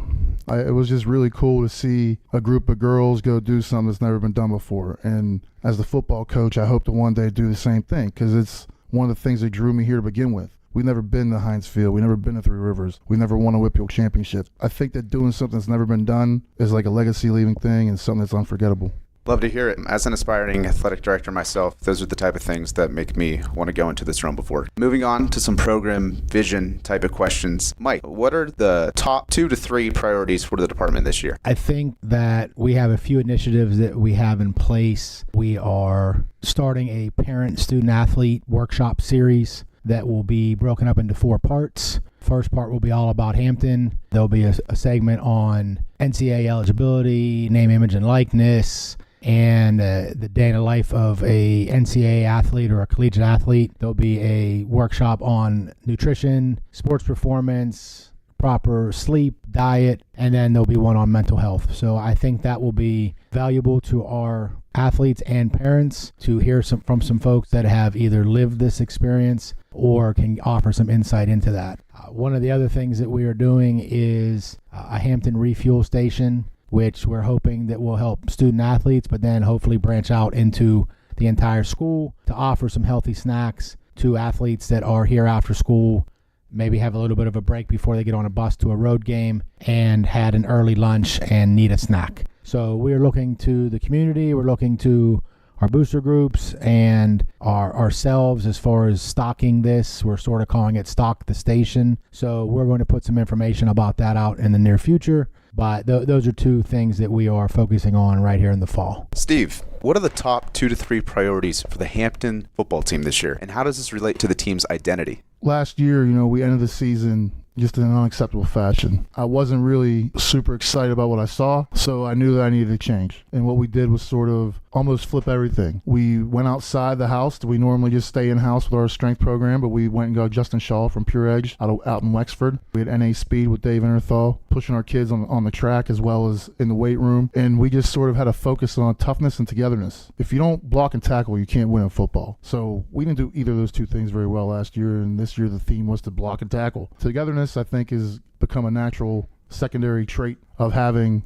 the toughness and the togetherness. It's hard to be apart when you're doing a physical sport together and you're all putting it on the line. It's easy to fall apart when half the team is being physical and putting on the line and the other half isn't. To bring them all together, letting that focus be toughness, has been a good thing for us. Hampton Athletics is definitely in good hands. In terms of culture, Mike, what does the Hampton, quote-unquote Hampton standard look like for sideline behavior and fan experience? I think coming in here, there was already a reputation of good sports, good fans, and good student athletes. There's multiple sportsmanship banners here that have been won through the WPIL sportsmanship program. We need to continue, no pun intended, a tradition of excellence in that regards. It can be tough. Fans are that. They are sometimes fanatic. Sometimes away fans can be difficult. But I think what we need to do is focus on ourselves. Continue to do what we do, no matter what our opponent may or may not do. Hold ourselves to those standards and being good sports, recognizing the other team's achievements and giving them a round of applause. I actually saw it firsthand last night. Yes, there might have been some folks that didn't like calls on either side of the boys soccer game, but Obama Academy and Hampton soccer teams played very well last night. And at the end of the game, they came together and they both clapped for their fans, and the fans returned that acknowledgement of how well they both played, and everyone went home and everything was good. Sometimes it's not that easy, but we just have to remember at the end of the day, these are student athletes.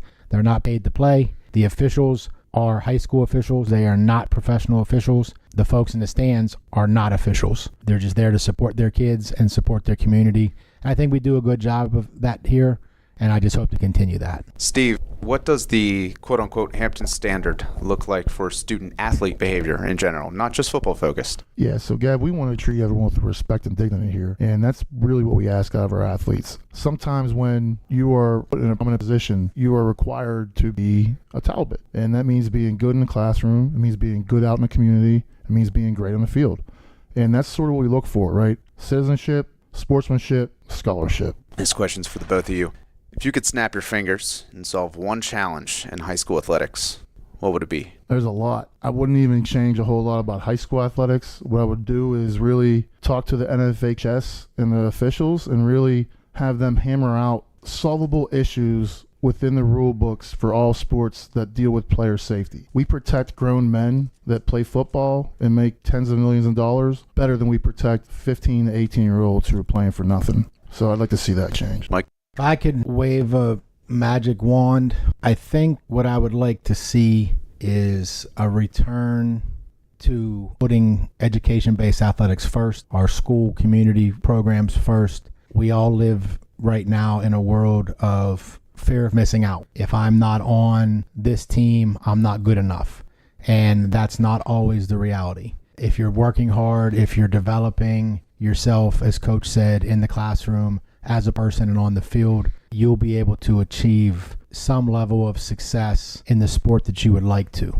If we could get back to focusing on playing for our schools and doing the best for our team that we're currently on, we as athletics in general, not here at Hampton, would be better off. It's not about me, it's about we.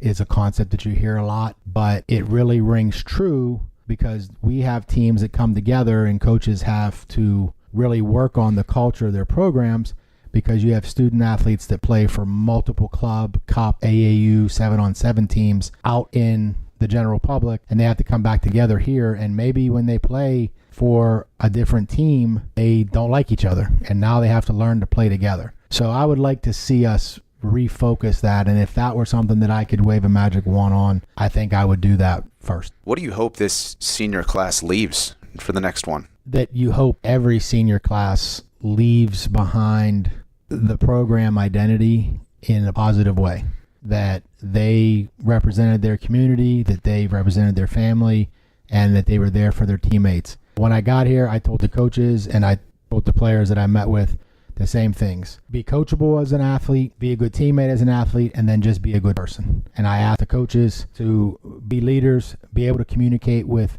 their athletes, their parents, and to be a good person. And being a good person has nothing to do with sports. It just is something that I think if we can do every day, it will make us consistently better. And I hope that our seniors are able to do that, and when they leave here, take that with them.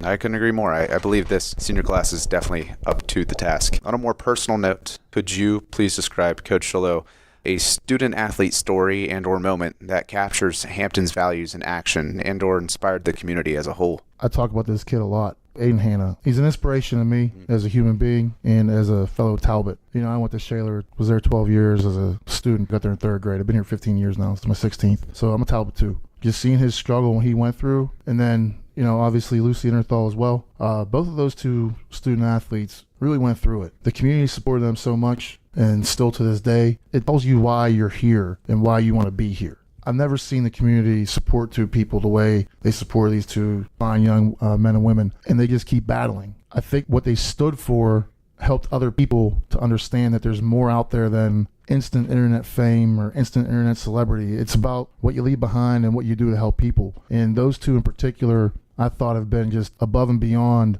what you expect of a 17 or 18-year-old person to be able to do when they're facing severe life issues. And I think it's a kudos to everyone involved in the community, the teachers in the district, and just the people of the district, the rallying and everyone trying to find out ways to help. It was just awesome to see. You never want any of that to happen to anybody, but if it did here, you know you're going to have support. It's good to see kids supporting kids, adults supporting adults, and everyone supporting everybody, and it's really what we want. It sounds a little corny and hokey maybe, but if we all treat each other well, it's going to be a happy place. If we're tearing each other down, it's probably not. When we support each other and build each other up, that's Hampton. Coach touched on two that I knew coming in that I hadn't known prior to, and they were, you know, pretty extraordinary in what they've persevered with. I mean, we have little things that we've done that I think that show the community. We partner up with the Hampton Township Police Force, and we do presents for police, and we do that in the winter, and we take on that responsibility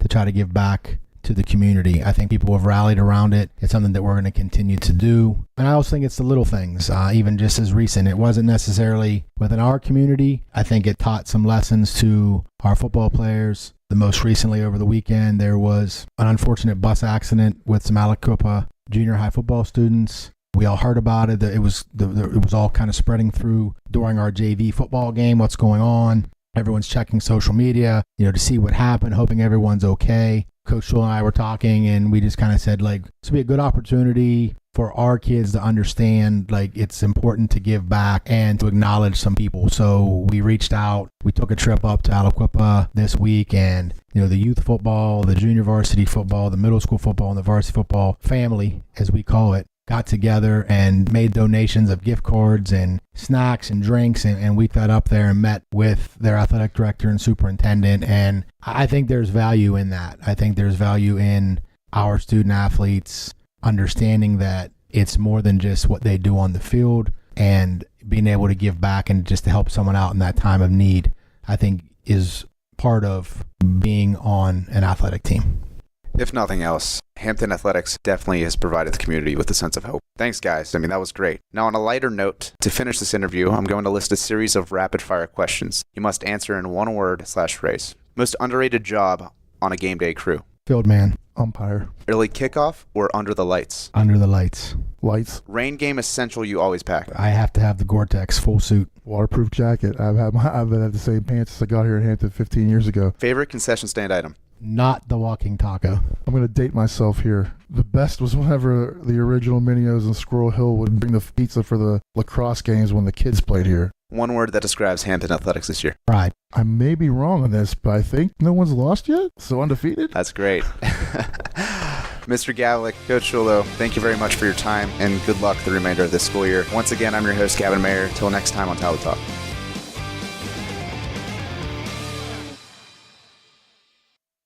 Hampton fans, feel your game night with Pasquale's Pizzeria. We have been honored to serve the Hampton community with 2 convenient locations for over 23 years. Ordering is quick and easy at orderpasquales.com. That's orderpasquales.com. Pasquale's Pizzeria, fast, fresh, hot to your door. We love supporting Hampton Athletics and are proud to call this community our home as we cheer on the Talbots to victory. Let's go Hampton. Since 2006, Resnick Roofing has offered the best products, the best installation, and the best warranty in roofing, siding, and roof integrated solar systems to the greater Pittsburgh area. Whether you need a roof replacement, new siding, or are looking to go solar, contact Resnick Roofing and Contracting for a free estimate at 412-212-7663 or visit our website at www.resnickroof.com. You're listening to the Hampton Talbots Sports Network on the Hampton Athletics Department YouTube channel.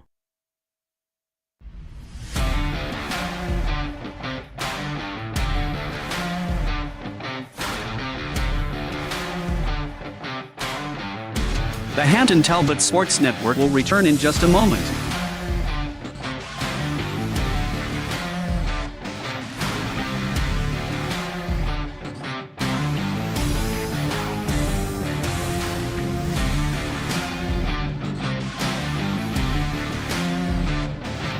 The Hampton Talbots Sports Network will return in just a moment.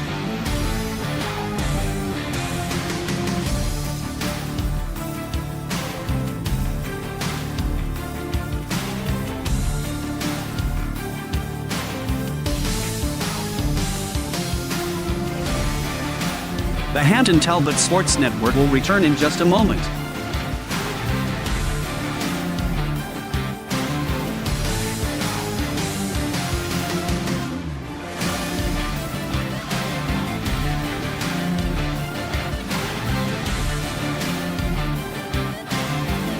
The Hampton Talbots Sports Network will return in just a moment.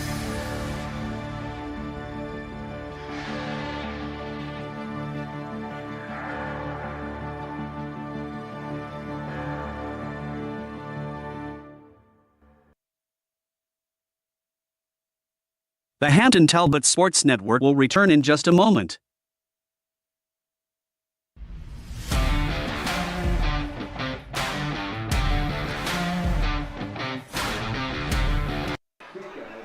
All right, we're back here at Hampton High School. Just under a minute to go here before the start of the second half. Hampton Trail, Chartiers Valley, 15-0 here as we start the second half.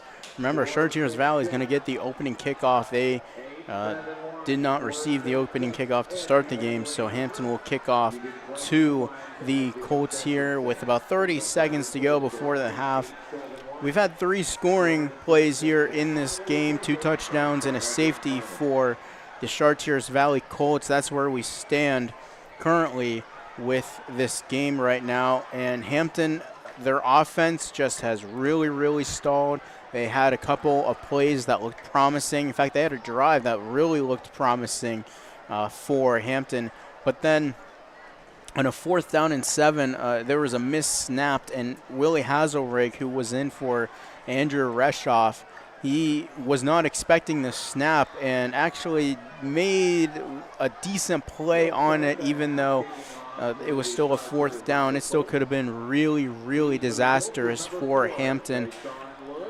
And they still haven't been able to get any points as they are still down by 2 scores in this game here as we are about to start the second half from Fridley Field, as Jake Lucas will punt the ball away for the Talbots to start this third quarter. Jack Zarnecki and Tayshawn Lewis to receive this kickoff. They are back inside their own 10-yard line, and the kick by Lucas is on its way. It's a high fluttering ball taken by Zarnecki inside the 20. He's going to get past the 25. He's going to get tackled right around the 29-yard line. And that's where the Chartiers Valley Colts will set up shop to begin this second half. Again, they lead 15-0 here, 11:53 to go in this third quarter. And they have an opportunity to increase their lead and really put a damper on this opening night here for Hampton.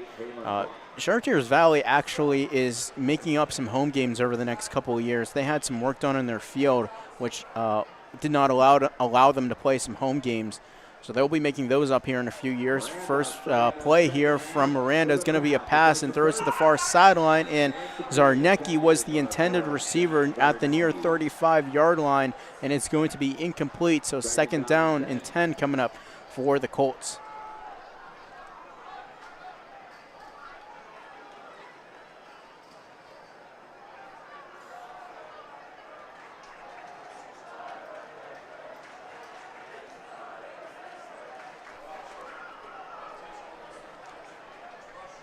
So now a 2nd down and 10 now here for the Colts. Miranda in the gun. Lewis to his left. 2 receivers to the right. 1 to his left. Gets the snap. He's going to keep it. Miranda's going to run to the 30. Oh, and he lost the ball. The ball is free. Who recovered it? I think Hampton was able to jump on it. Yes, they did. It's Hampton ball. What a play by the Talbots defense. They take over near the 30-yard line. What a takeaway by Hampton. And they set up shop near that 30-yard line of Char Valley.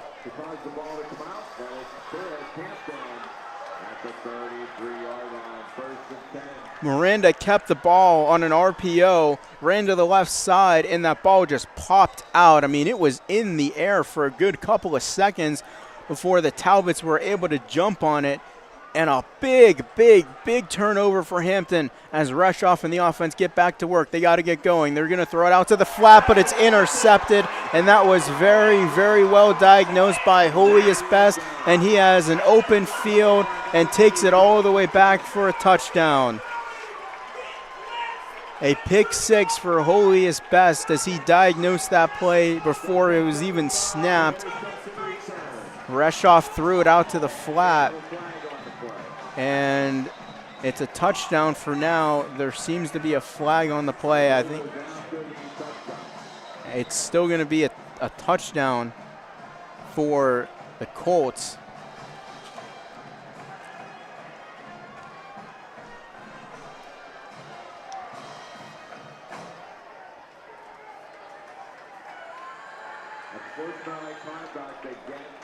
So it's an unsportsmanlike conduct by Chartiers Valley after the play, which will be enforced on the kickoff.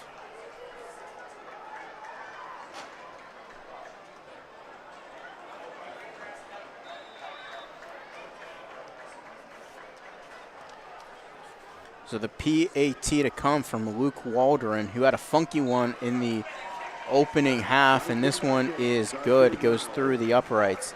So it's now 22-0 the score. And Hampton really, the offense just has not been there tonight like it has been over the last couple of weeks. And this has been a depleting game for the offense. The defense has played relatively well in this game. That pick 6 just really put Hampton in a really big hole. It is 22-0 right now. Still an entire quarter to be played, basically an entire half to be played if you look at it. Only 28 seconds have come off the clock here in the second half.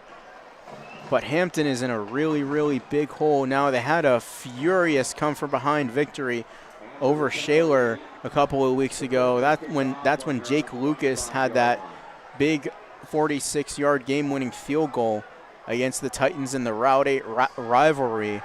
But here in this game, 22-0 is a daunting task here for Hampton in an offense that has just stalled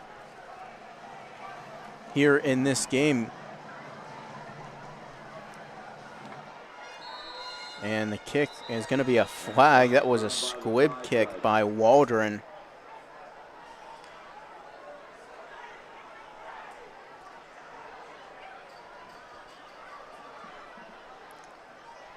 Like it may have been an offside on the Colts. They ran prematurely, so that will back them up even farther. And Waldron will now be kicking from his own 20-yard line. Hampton will be looking to get some good field position as they need points badly. Waldron running up, right-footed kick is going to hit the ground, and Halley had a little trouble, but he's able to corral it past the 35 to 40, looking for a crease.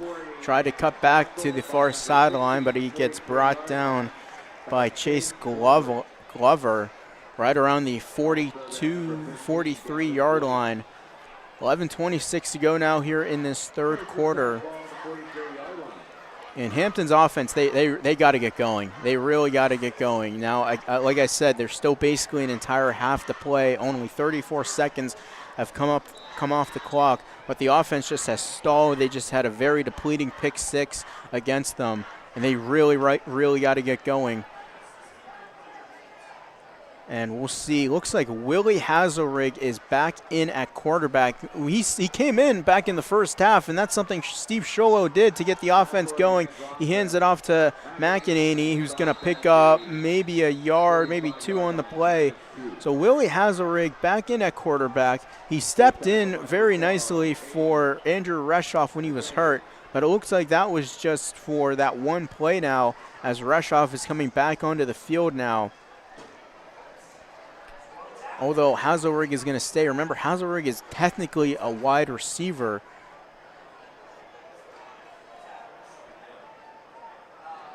No, Reshoff stayed out. Reshoff is still on the sideline. It looked like he came out for a minute, but Hazelrig went back to the near sideline. Looked like Reshoff maybe wanted to come in, but Hazelrig's going to stay in at quarterback. He's going to get the snap. He's going to take it off the left side. Now cuts back up middle, and he's going to be tackled right around the 48-yard line, they'll call it. It's going to be third down now for the Talbots.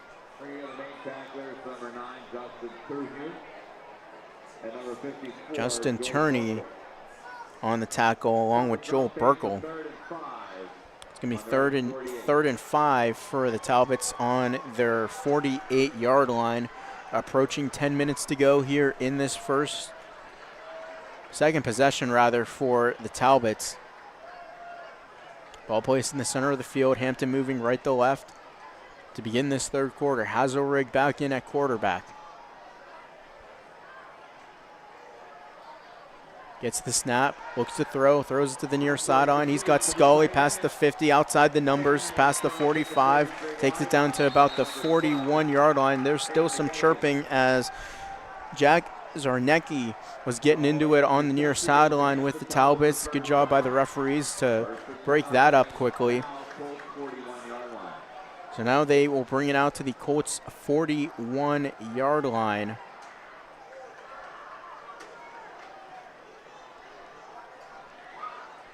Pickup of about 11 on the play. Hazelrig in the gun. Gets the snap.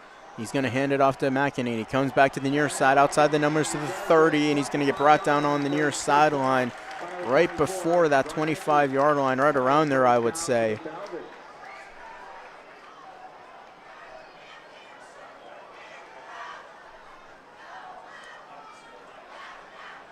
Pick up a 15 on the play. They'll mark him at the 26-yard line. Great run there by McEnany as the Talbots are moving now. The offense is starting to get going. And they did a little bit in that first half with Hazelrig in at quarterback, but they had that fourth down and goal that did not go their way. It's going to be a handoff to the right side.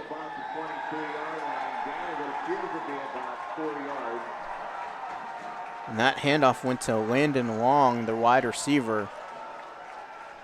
And he got to about the 22-yard line.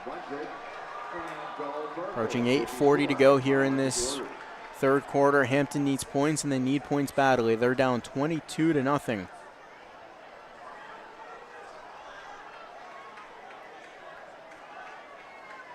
Hazelrig in the gun, gets the snap. He's going to hand it off to McEnany, who breaks through a tackle past the 20. He's going to get to about the 19-yard line. It's going to be third down and about 3 to go. And ladies and gentlemen, it's the red zone. Your Hampton Talbots has just entered the Pasquale's Pizzeria red zone.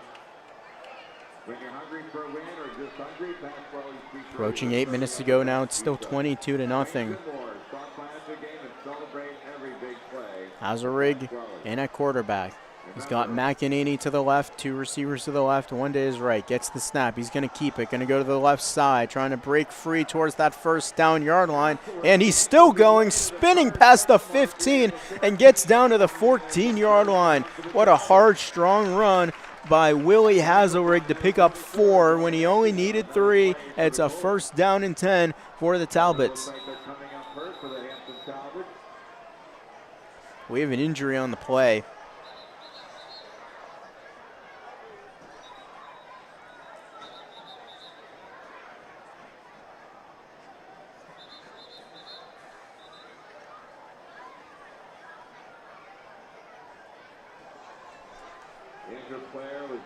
And that's Logan Glock, who is favoring his left arm on the play. He'll be seeked to by the athletic trainers as we get a first and 10 now from the 14-yard line. Hazelrig in the gun, gets the snap. He's going to fake the pitch back. He's going to run to the far sideline, trying to find a crease and an opening. He does. He will score. Willie Hazelrig from the 14-yard line. Touchdown Hampton, and the Talbots finally get on the board.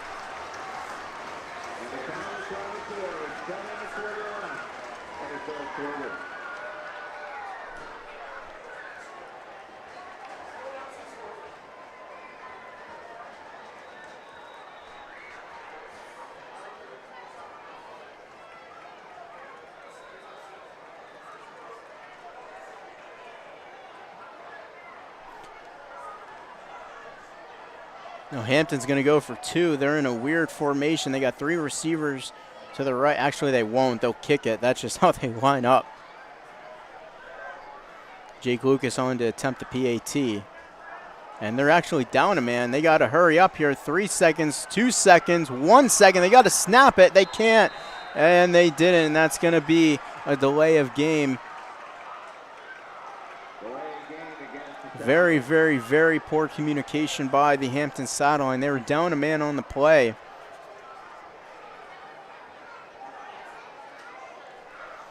That'll back them up 5 yards, but with Jake Lucas's leg, doesn't really matter for him. 7:25 to go on the clock, 22-6 our score.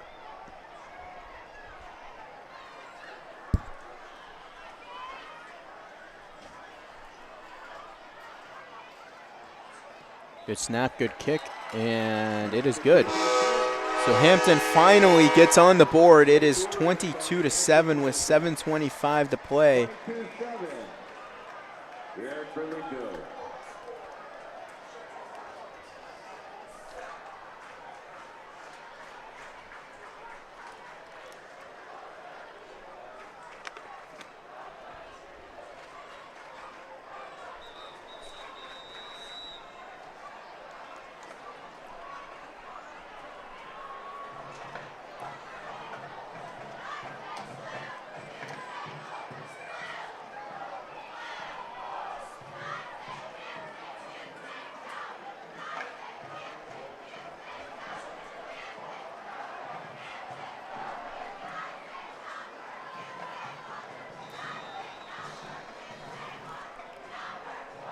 Jake Lucas to kick things off from right to left with 7:25 to go. It's 22-7. Our score now as Hampton has finally gotten on the board after being shut out in that first half. In the first part of this third quarter, it's a line drive kick all the way to Zarnecki. He's going to take it inside the 5, come up to the 10, the 15, the 20, cuts to the near side on the numbers, breaks a tackle past the 25 and is brought down at the 26-yard line. About roughly a 23-yard return for Jack Zarnecki after the kick. So Hampton's defense, they did force a turnover. However, the offense wasn't able to make anything out of it because they threw a pick 6, which led to the 22-7 score. So this easily could be still a one-possession game for Hampton. However, they still trail by 15. At this point of the game, 7:17 to go in this third quarter. Luke Miranda in the offense, back to work. He gets the snap, hands it off to Lewis. Lewis cuts to the outside, and he is going to pick up a few yards And it's going to take it to roughly the 28-yard line on the play. It's going to be a pickup of 2. It's going to be 2nd down and 8 coming up.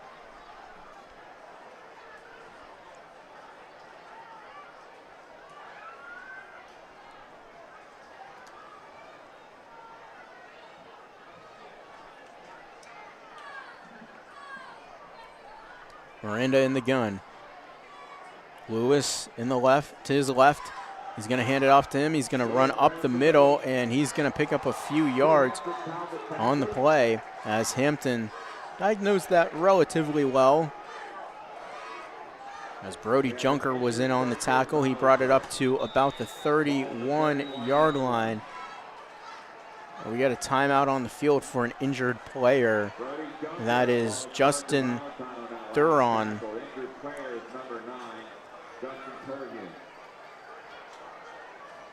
So Justin Turin, a little slow to get up. Good to see him walking off.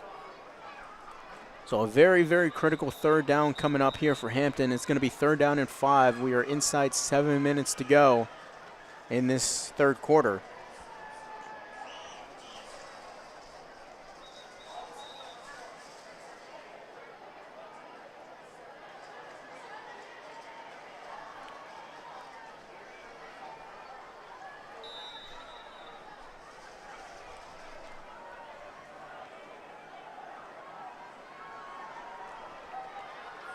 Miranda in the gun, trips right, Weeks left, gets the snap, looks to throw, throws at the far sideline, and it is complete to, oh no, it's incomplete.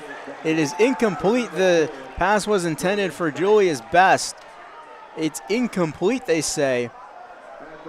And it's going to be 4th down and 5. A big, big, big defensive stop for Hampton as Best basically had the 1st down. I mean, at worst, he might have been a half a yard short. But a big defensive stand by Hampton, and they're going to get the ball back, and John Paparella is going to punt to the very, very dangerous Willie Hazelrig. Hazelrig standing about his own 39. Paparella is going to punt it from roughly he's at his 18, so he's going to punt it from about his 19-yard line. And good pressure by the Talbots there. Hazelrig calling for the fair catch, and he will at the 39-yard line. And some pushing and shoving on the near sideline, and flags are flying as Aiden McGetton was shoved to the ground on the near sideline. We'll see who they give the penalty to. And it looks like it's going to be a personal foul on Hampton. So what could have been ball placed at the 39-yard line is going to be placed now at the 20. Actually, it's going to be placed at the 24-yard line, rather, after the personal foul penalty. That was a big killer because Hampton had good field position. And now they're backed up to their own 24-yard line. Hazelrig again. The story here, he's in at quarterback. He's going to keep it, run to the near left side, gets outside to the 20, trying to get to the 25, and he had to work hard to get 2 yards on the play. It's going to be 2nd down and 8 coming up. 6:35 to go here in this 3rd quarter. Gain of 3 on that play.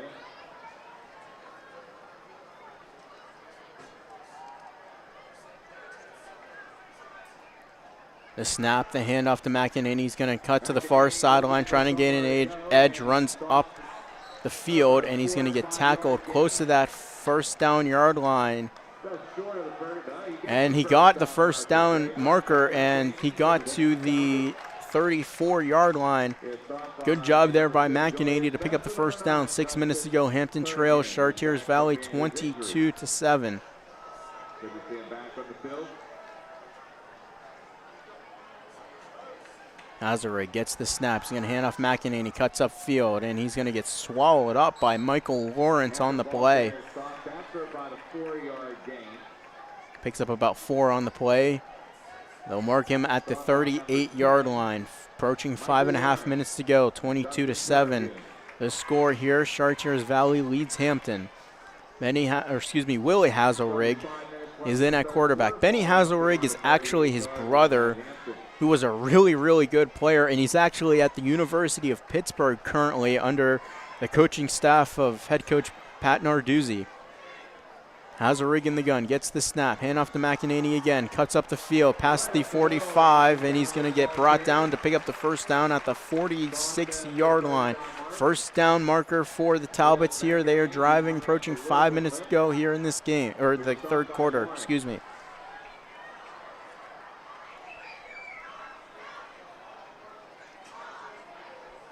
McEnany came up maybe a little bit gimpy there, and he's going to be seeking some medical attention. Looks like it's just looks like it's a cramp. Meanwhile, Hazelrig is going to hand it off to Jack Halley, and Halley's not going to get very far.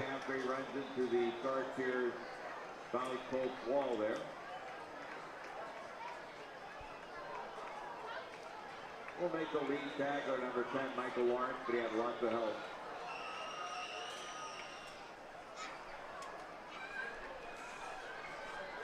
Approaching 4 minutes to go now, 22-7 the score in favor of Chartiers Valley.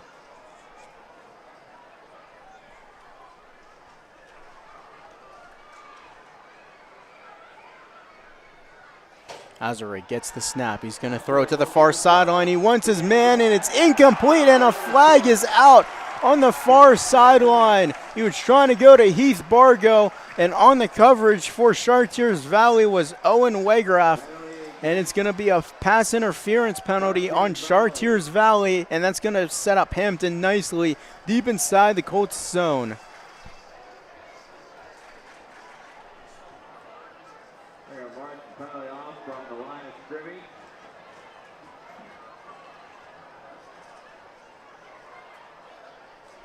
So we actually had two penalties on that play. One from the line of scrimmage, one the pass interference. So it's not an offsetting penalty. There are no offsetting penalties in high school. However, they will set up the Talbots at the 38-yard line of Char Valley. Inside 4 minutes to go now here in the third quarter. Hazelrig gets the snap. He's going to hand it off, motioning Bargo right to left, and Bargo's going to get past the 35, and a flag is going to come flying in. We'll see what the flag is. It's in the backfield, and it's going to be a holding call on Hampton, so that's going to drive them back all the way to the 48-yard line. It's going to be a first down and 20, and we have a injured Colt on the play. And that is their big piece, Destin Zerlich, who had that pick six last week against the Baldwin Highlanders, and he's shaken up. Looks like he's favoring that right shoulder a little bit. So we'll step aside and let them tend to him.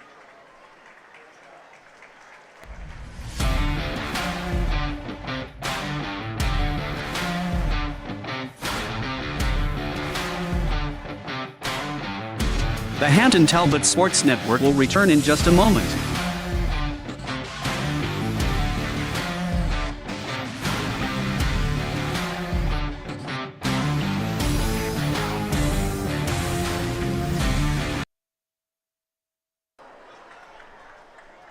First and 20 for the Talbots on the Colts 48-yard line after the holding penalty and the pass, or after two penalties that put him at the 38, but then a holding penalty. Hazelrig gets the snap, rolls to his right, looks to throw, pressure coming. Hazelrig trying to escape, and it's incomplete. Good pressure on the play by Jake Hastings. And Hazelrig lost a few yards. It's going to be now second down.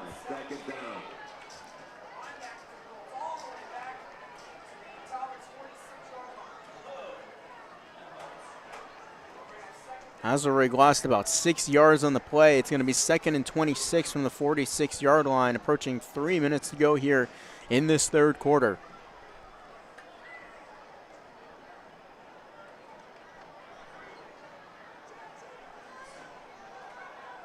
Hazelrig, the snap, drops back. He's going to dump it over the middle. Off the screen.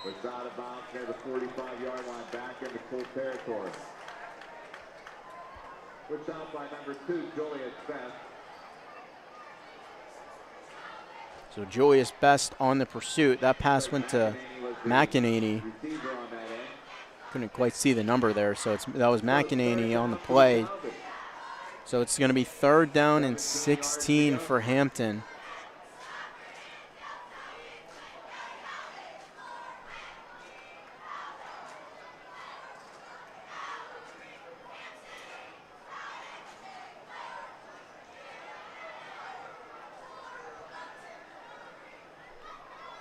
They're down in 17 now for Hampton. 4 receivers to the left. Hazelrig gets the snap, looks to throw. He's going to throw it, and it's going to be incomplete, and a flag comes out. And it's going to be a pass interference as Hazelrig threw it over the middle. Looked like he was trying to go to Brody Junker, and it's going to be a pass interference on the Colts. And that's going to give the Talbots an automatic 1st down.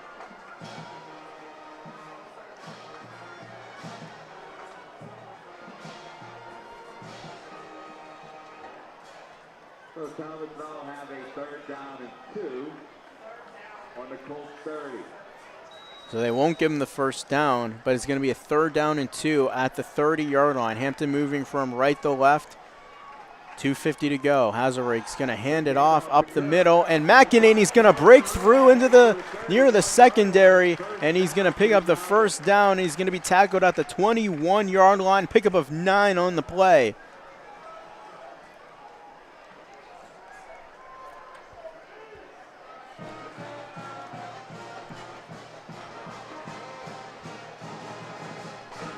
First and 10 now for the Talbots at the 21-yard line. Hazelrig the snap, hand off to McEnany up the middle, and he's going to pick up about 6 on the play.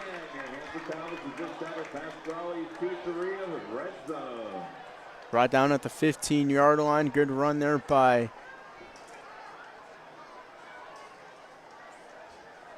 that was Kerr rather on the carry. Dustin Kerr.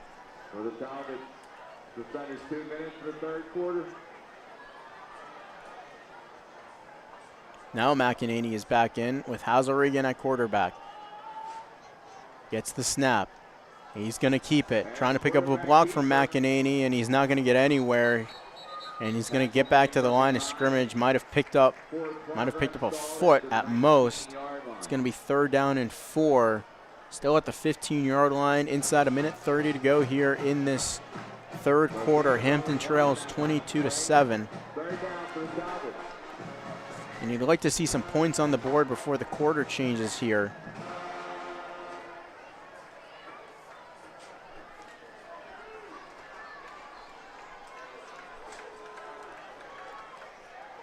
Hazelrig in the gun. McEnany in the backfield to his left.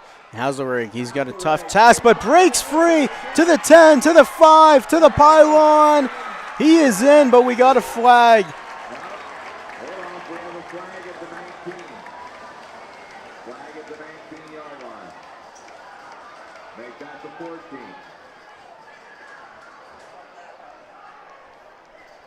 So holding on the offense, and what a killer. What an absolute killer. Hazelrig has gotten 2 touchdowns taken away from him tonight via penalties. And it's going to be a 3rd down and 13 back at the 21-yard line. 3-yard line. Make that the 24. Actually, they'll mark it even all the way back to the 24-yard line. Right now you're looking at about a 42-yard field goal for Jake Lucas.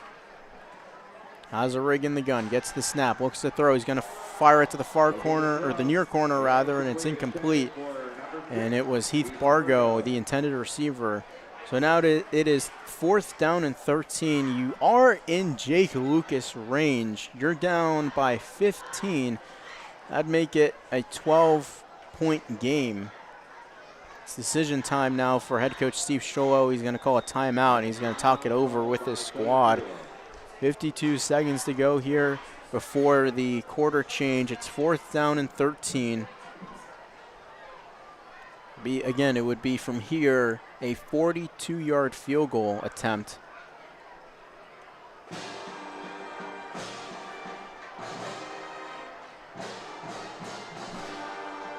And Hampton's offense, again, has stalled. They've actually scored at least 3 or 4 touchdowns here tonight. And they just haven't counted because of penalties. And Hampton has shot themselves in the foot at times a lot this year. They've had some very costly penalties. They had a personal foul. They have had a lot of holding calls. They are well over 100 yards in penalties already so far. And Hampton really could be in this game. Heck, they may even be in the lead at this point, had those penalties not derailed a lot of these drives. So here we go with a 4th and 13, and they're going to go for it. Hazerig, the snap, looks to throw. He's going to step up in the pocket, rolls to his right. He's going to throw, and it's going to be incomplete. Threw it in between 2 receivers, and that Hampton Talbots defense is really, really going to have to step up here in the last 46 seconds of the third quarter and the beginning of the fourth quarter here.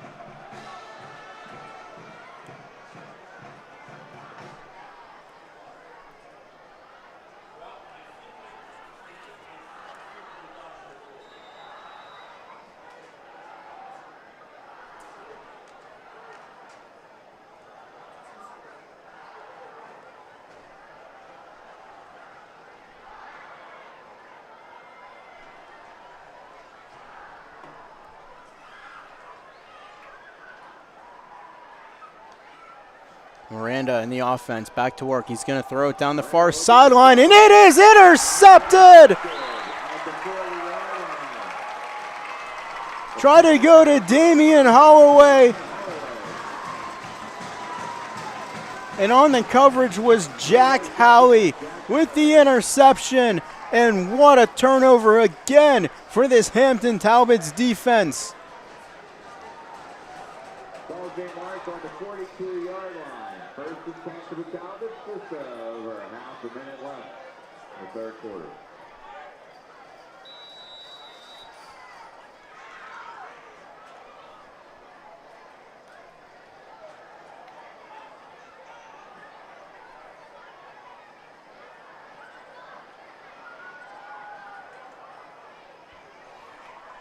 So a turnover, and Hampton will be set up at the 42-yard line. First and 10. Hazerig in the gun. Gets the snap. Looks to pass. Rolls out to his left. He's going to throw it down the field. He wants Bargo, and it's incomplete. Penalty flag out. Tayshawn Lewis on the coverage, and it's going to be another pass interference on the Colts.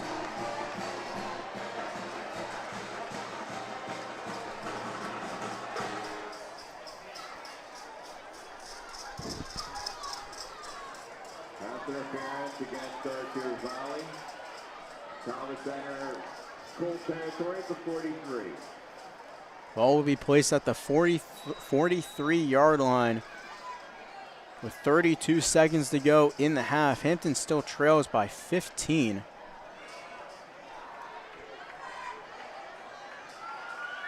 Hazerig in the gun.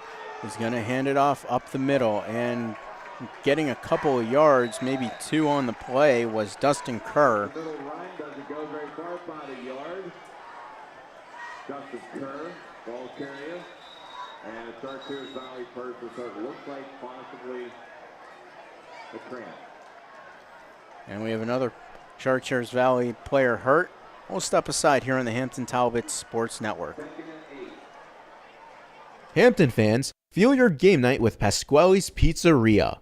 We have been honored to serve the Hampton community with 2 convenient locations for over 23 years.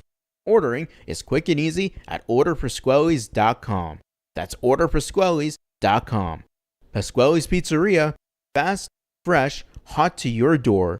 We love supporting Hampton athletics and are proud to call this community our home as we cheer on the Talbots to victory. Let's go Hampton. Since 2006, back here at Hampton High School, in the last dying seconds here of the third quarter, Hampton's probably not even going to run a play as the clock has already started. So they'll go into the fourth quarter down 15. Well, they will run a play. They're going to run a trick, and Bargo had to spin away, and they got a little bit too cute on that one. Well diagnosed by the Colts. Michael Lawrence on the pursuit. And that's how the quarter will end. A very, very depleting play to end the third quarter. When we come back, quarter number 4 right here on the Hampton Talbots Sports Network. It's presented by the Hampton Talbots Athletic Department.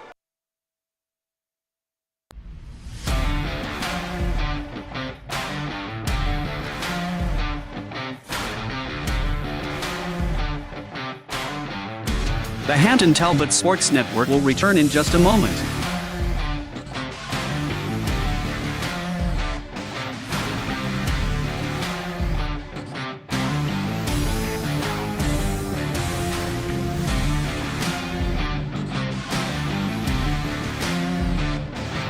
The Hampton Talbots Sports Network will return in just a moment.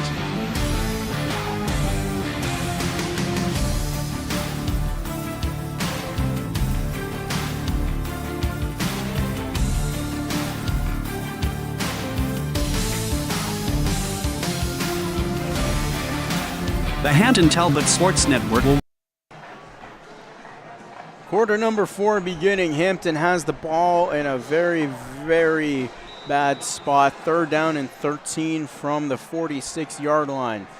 Has a rig in the gun. Sends Halley in motion from right to left. Gets the snap. Drops the snap, and we have a false start penalty on Hampton, and it's going to drive them back even further. It's going to be now 3rd down and 18 on the play. Place the ball on the 49-yard line. 3rd and 18 now. For the Talbots.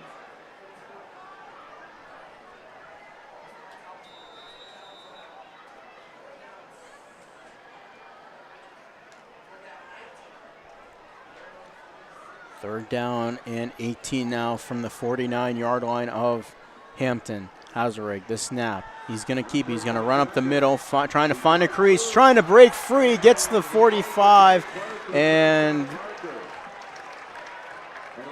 he's going to be about a yard short to the 44, and Willie Hazarig is down. He's grabbing his knee.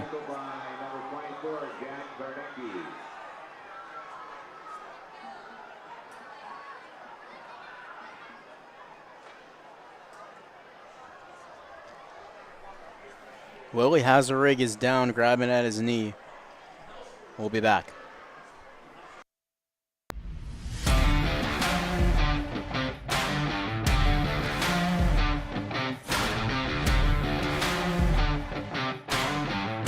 The Hampton Talbots Sports Network will return in just a moment.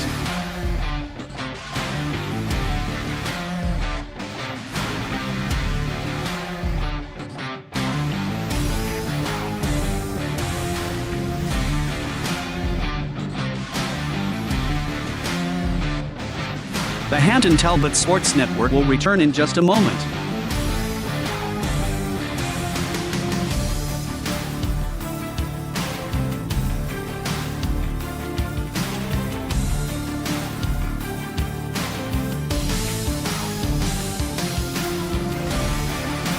The Hampton Talbots Sports Network will return in just a moment.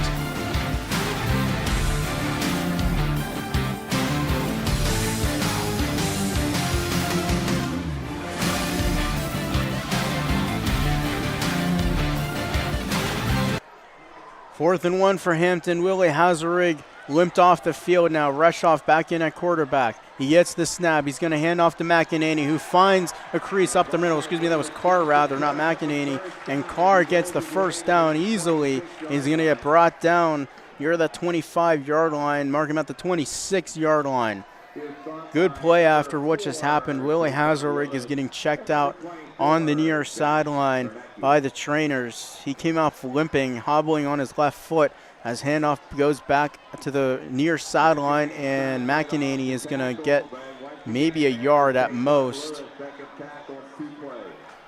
It'll be 2nd down and 9 now for the Talbots.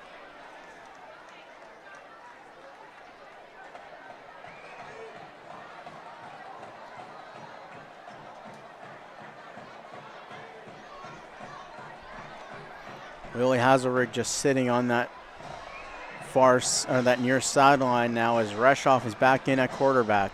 He gets the snap, handoff to Kerr. Kerr's going to run up the middle, and he will pick up a few on the play as well. Gain 2 or 3 on the play. It's going to be 3rd down now for Hampton. Tackled by Brady Channing and Eli Sedano.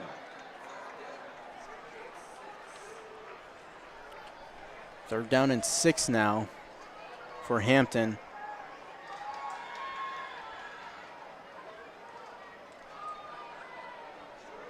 Talbots face the 3rd down and 6.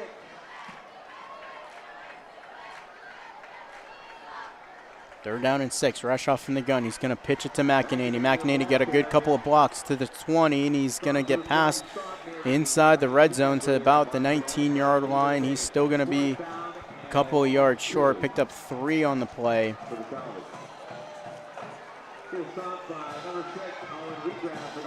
So the Talbots still have about 2.5 yards to get with about 10 minutes to go in this game. They really need points. They're in hurry-up mode. Not quite yet, but you can feel it's probably coming. Big 4th down here. Up the middle goes Kerr, and Kerr finds a crease, trying to break tackles, and he's brought down inside the 10 to the 9-yard line. It's going to be 1st and goal.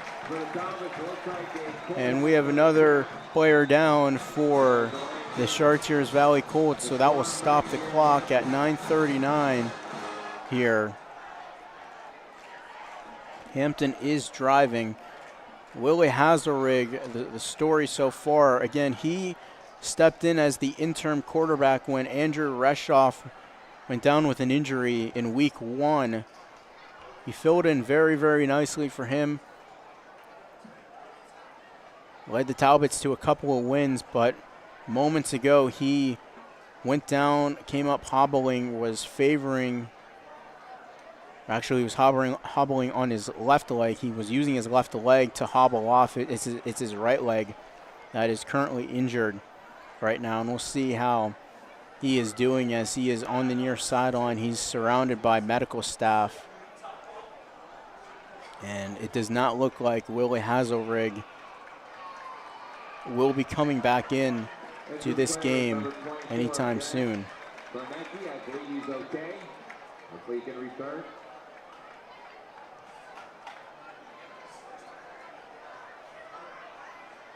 Well, an announcement was just made by the PA announcer, Kevin Green, saying that Willie Hazelrig is okay, but he doesn't have a helmet right now. All right, here we go. 1st and goal from the 9. Reshoff in the gun, gets the snap. He's going to hand it off to his back, and getting through some of the defense was McEnany, and he took that all the way down to the 2-yard line. So keep in mind, Hampton is down by 15, so they're going to have to go for 2 at some point. Should they get 2 touchdowns, whether that's in this possession or the next, they're going to have to do it at some point. Reshoff in the gun, gets the snap, handed off to McEnany, trying to break free, and it was well diagnosed. A pile at the 2-yard line. It's going to be no gain. It's going to be 3rd down now, 3rd and 2 for Hampton, as we are now inside 9 minutes to play. So that'll be 3rd down, goal to go, about 1.5 yards from the end zone. Just under 9 minutes. Stopped by number 57 is the main tackler, Noah Harris, but he had hope. One receiver to the left, Reshoff in the gun. Timeout called by Chartiers Valley.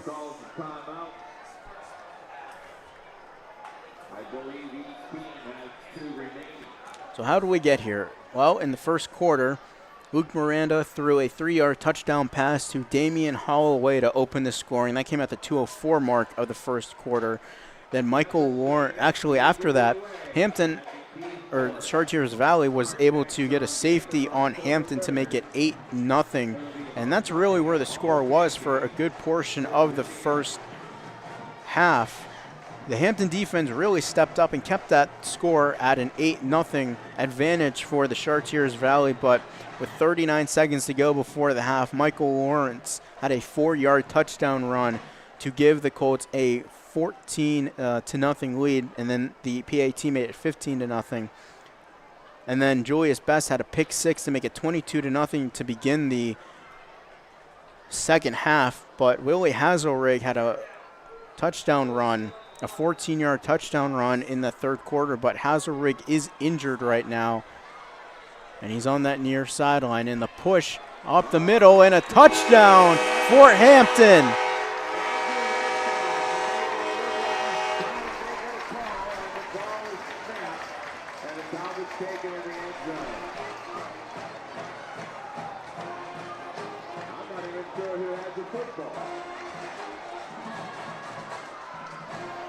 So it is a touchdown for Hampton.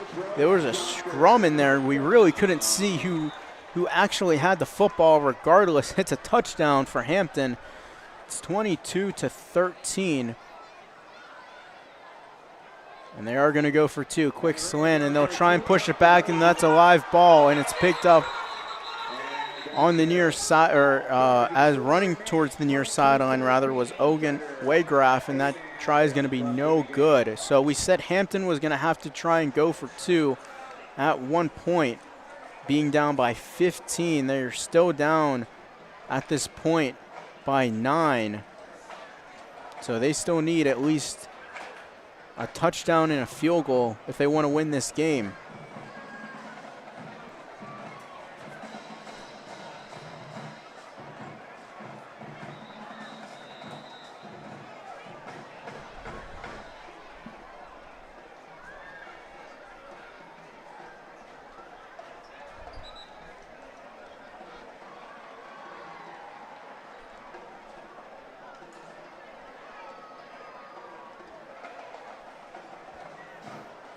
Jake Lucas will kick it off from left to right.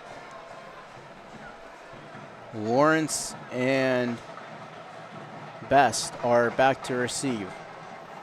Jake Lucas runs up to the football at the 40-yard line. Right-footed kick is mishandled by Best, and it's going to go into the end zone for a touchback.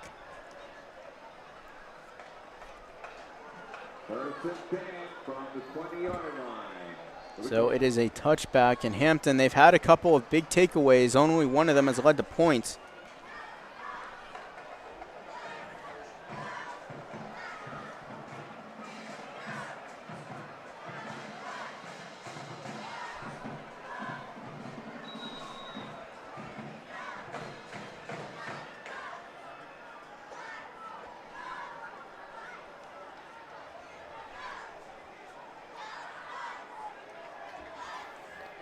So Luke Miranda in the Colts offense back to work. They get the snap. He's going to pitch it off to Lewis, and Lewis finds a crease, and he's going to run past the 25, and that's where he's going to get brought down on the play. Be pickup of 4 on the play. They mark him at the 26, actually, so pickup of 6.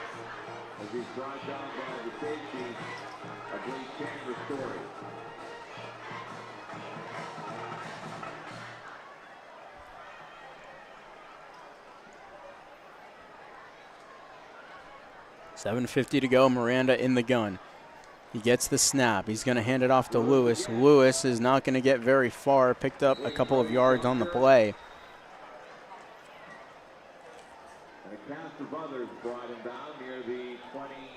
Pickup of 2 on the play. He was brought down at the 28. It's going to be 3rd down and 2 now for the Colts.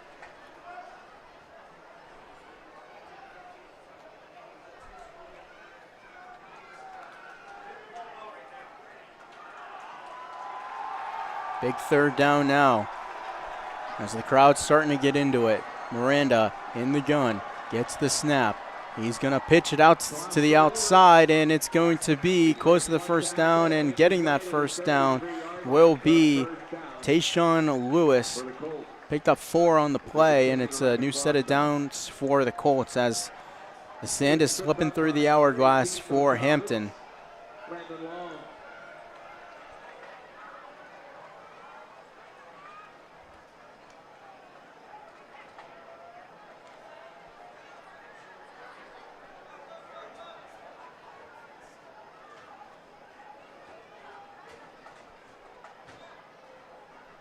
6.5 to go. Miranda in the gun. And he fumbled the snap a little bit, and great pursuit by Hampton there. That was Brody Junker on the play. I made the tackle after Miranda bobbled the snap. And luckily, Miranda was able to get back to the line of scrimmage. He's going to be 2nd down and 10 from the 32-yard line here in this 4th quarter. Hampton really needs a big takeaway now. They still trail by 9 points, rather, in this game.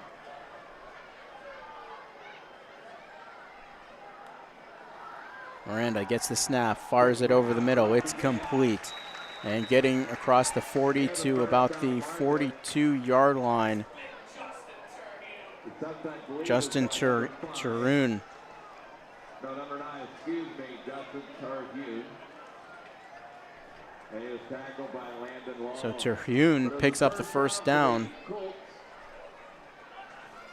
1st down and 10 from the 42-yard line. 5:22 to go on the clock.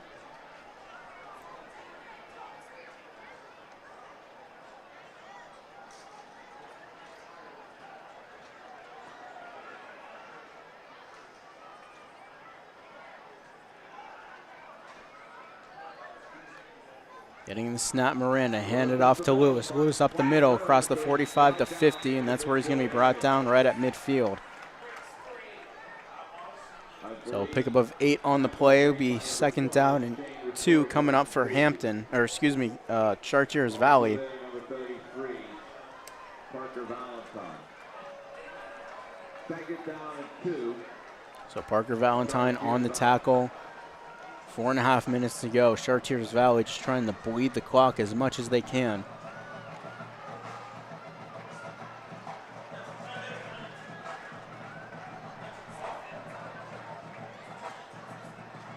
Second and 2, Miranda in the gun. Receiver to the right and to the left.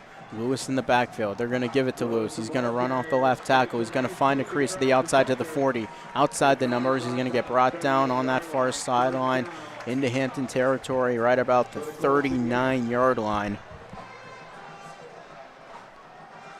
And Chartiers Valley moving the ball at ease. Now Chartiers Valley is not putting up the numbers that they did over the last couple of weeks, but still put up 22 points on the board. 20 of them by the offense. 2 of them came via the safety.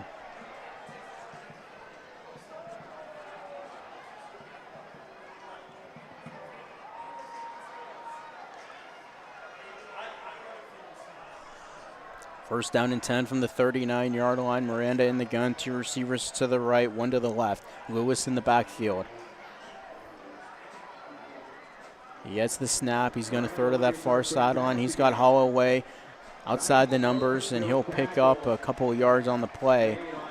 Gain 2 or 3 on the play. Will be 2nd down and 10. 3:15 on the clock. And Char Valley really just bleeding that clock out here. They are down by 9. They are in no rush to get a snap.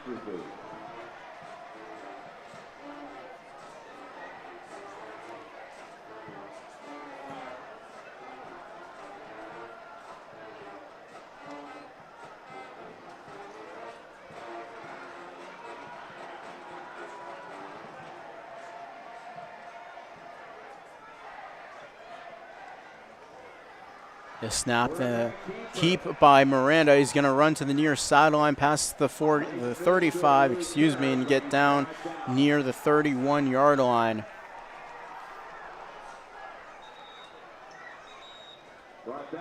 And timeout called by head coach Steve Scholo.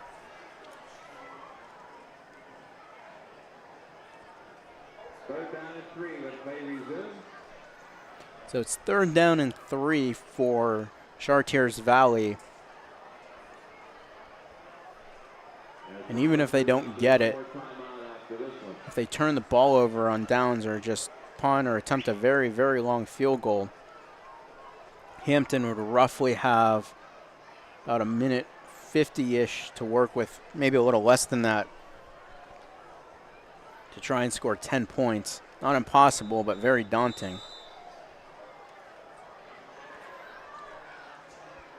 Next week, Chartiers Valley will go to Laurel Highlands to start conference play, and Hampton will go to McKeesport to start conference play. 5 out of the 6 first games for Hampton are on the road. So 3rd down and 3, 2:34 to go in the game. Miranda in the gun, gets the snap. He's going to hand off to Lewis. Lewis finds a little bit of a crease off the right guard, and he's going to be tackled at the 26-yard line, pick up a 6 on the play, be 2nd down and 4. And Lewis is down on the ground.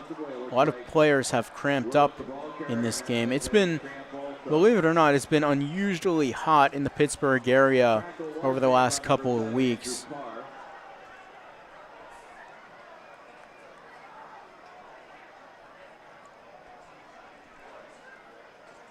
As they attend to Lewis, we'll be right back.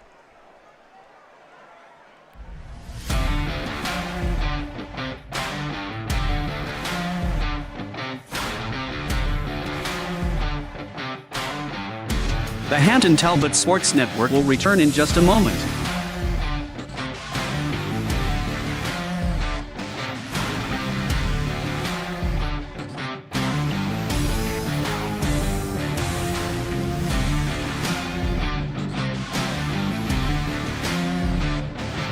The Hampton Talbot Sports Network will return in just a moment.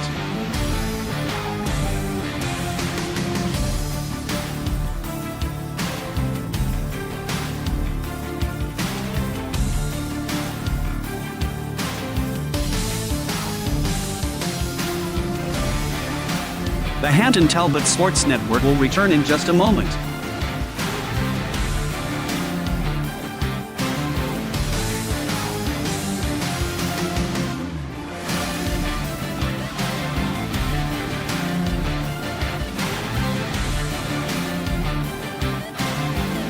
The 2:26 to go, 1st and 10 now for the Colts at the Talbot 26-yard line. Miranda in the gun.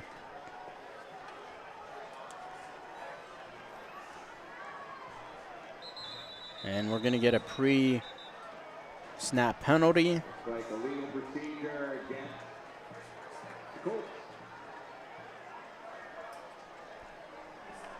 False start.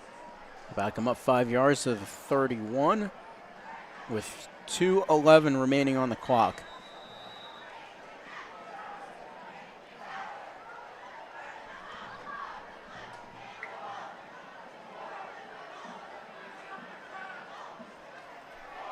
First and 15, under 2 minutes to go.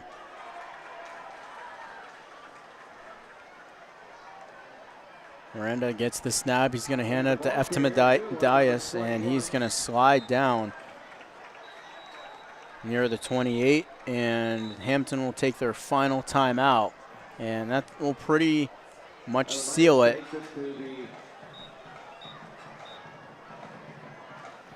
For Char Valley, Hampton cannot stop the clock.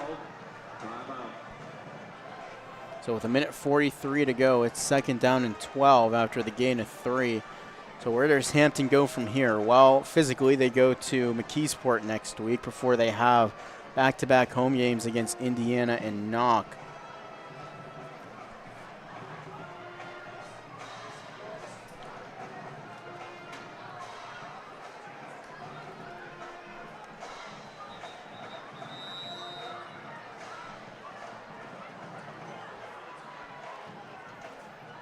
We're talking about Hampton and where they go from here. And obviously the injury to Willie Hazelrig doesn't help much.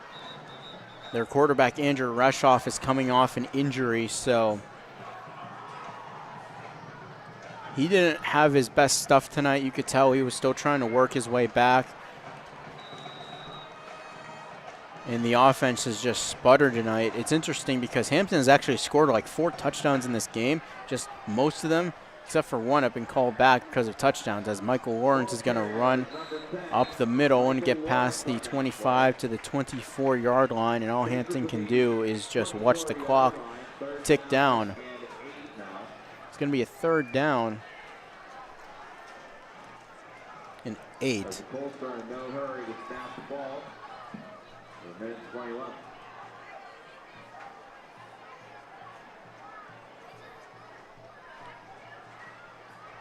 There is 1 minute, 10 seconds to go. 22-13 our score here from Fridley Field. This is Hampton's home opener. This will only be Chartiers Valley's 2nd win over Hampton since 2009. Hampton has won 4 of the last 5 contests. The last time Char Valley beat Hampton was here in 2016. We have a timeout on the field. The last time, these are the scores of the last couple of meetings. Last year, Hampton beat Char Valley 34-27. That game was down in Bridgeville. On November 11, 2009, Hampton beats Char Valley 17-9, also in Bridgeville. In 2016, the last time these two teams played here, Char Valley beat them 24-16. A very similar score to this one. And then in 2017, Hampton beat Char Valley 24-10 down in Bridgeville. And Char Valley is going to get the victory here. So all 6 meetings, or all 5 previous meetings, have been won by the road team. And it's trending in that direction here tonight. Lawrence gets the snap. He's going to run past the 20, find a little bit of a crease, and he's going to pick up 4 on the play. It's going to be 4th down, and there is 35 seconds on the clock and 30 seconds to go. There's about a 3-second difference between the game clock and the snap clock, or the play clock, rather. And in theory, the Colts can let this go down all the way to 4 seconds, call a timeout, and then just run around until the clock hits 0, because there will be 4 seconds to go in this game. 3 seconds officially. So Char Valley calls their timeout, and that should just about do it. They'll just have to run out the clock as best they can. And Char Valley is going to come out of here with a victory on Hampton's home opener in 2025. Hampton will fall to 2-3. Char Valley will improve to 4-1, continue this 4-game winning streak for the Colts this season, as Lawrence in the gun. He'll take it, he'll run up the middle, and he'll fall down at the 18-yard line, and that is the ball game. Final score is 22-19. Char Valley, 22-13 rather. Char Valley defeats Hampton in their 2025 home opener.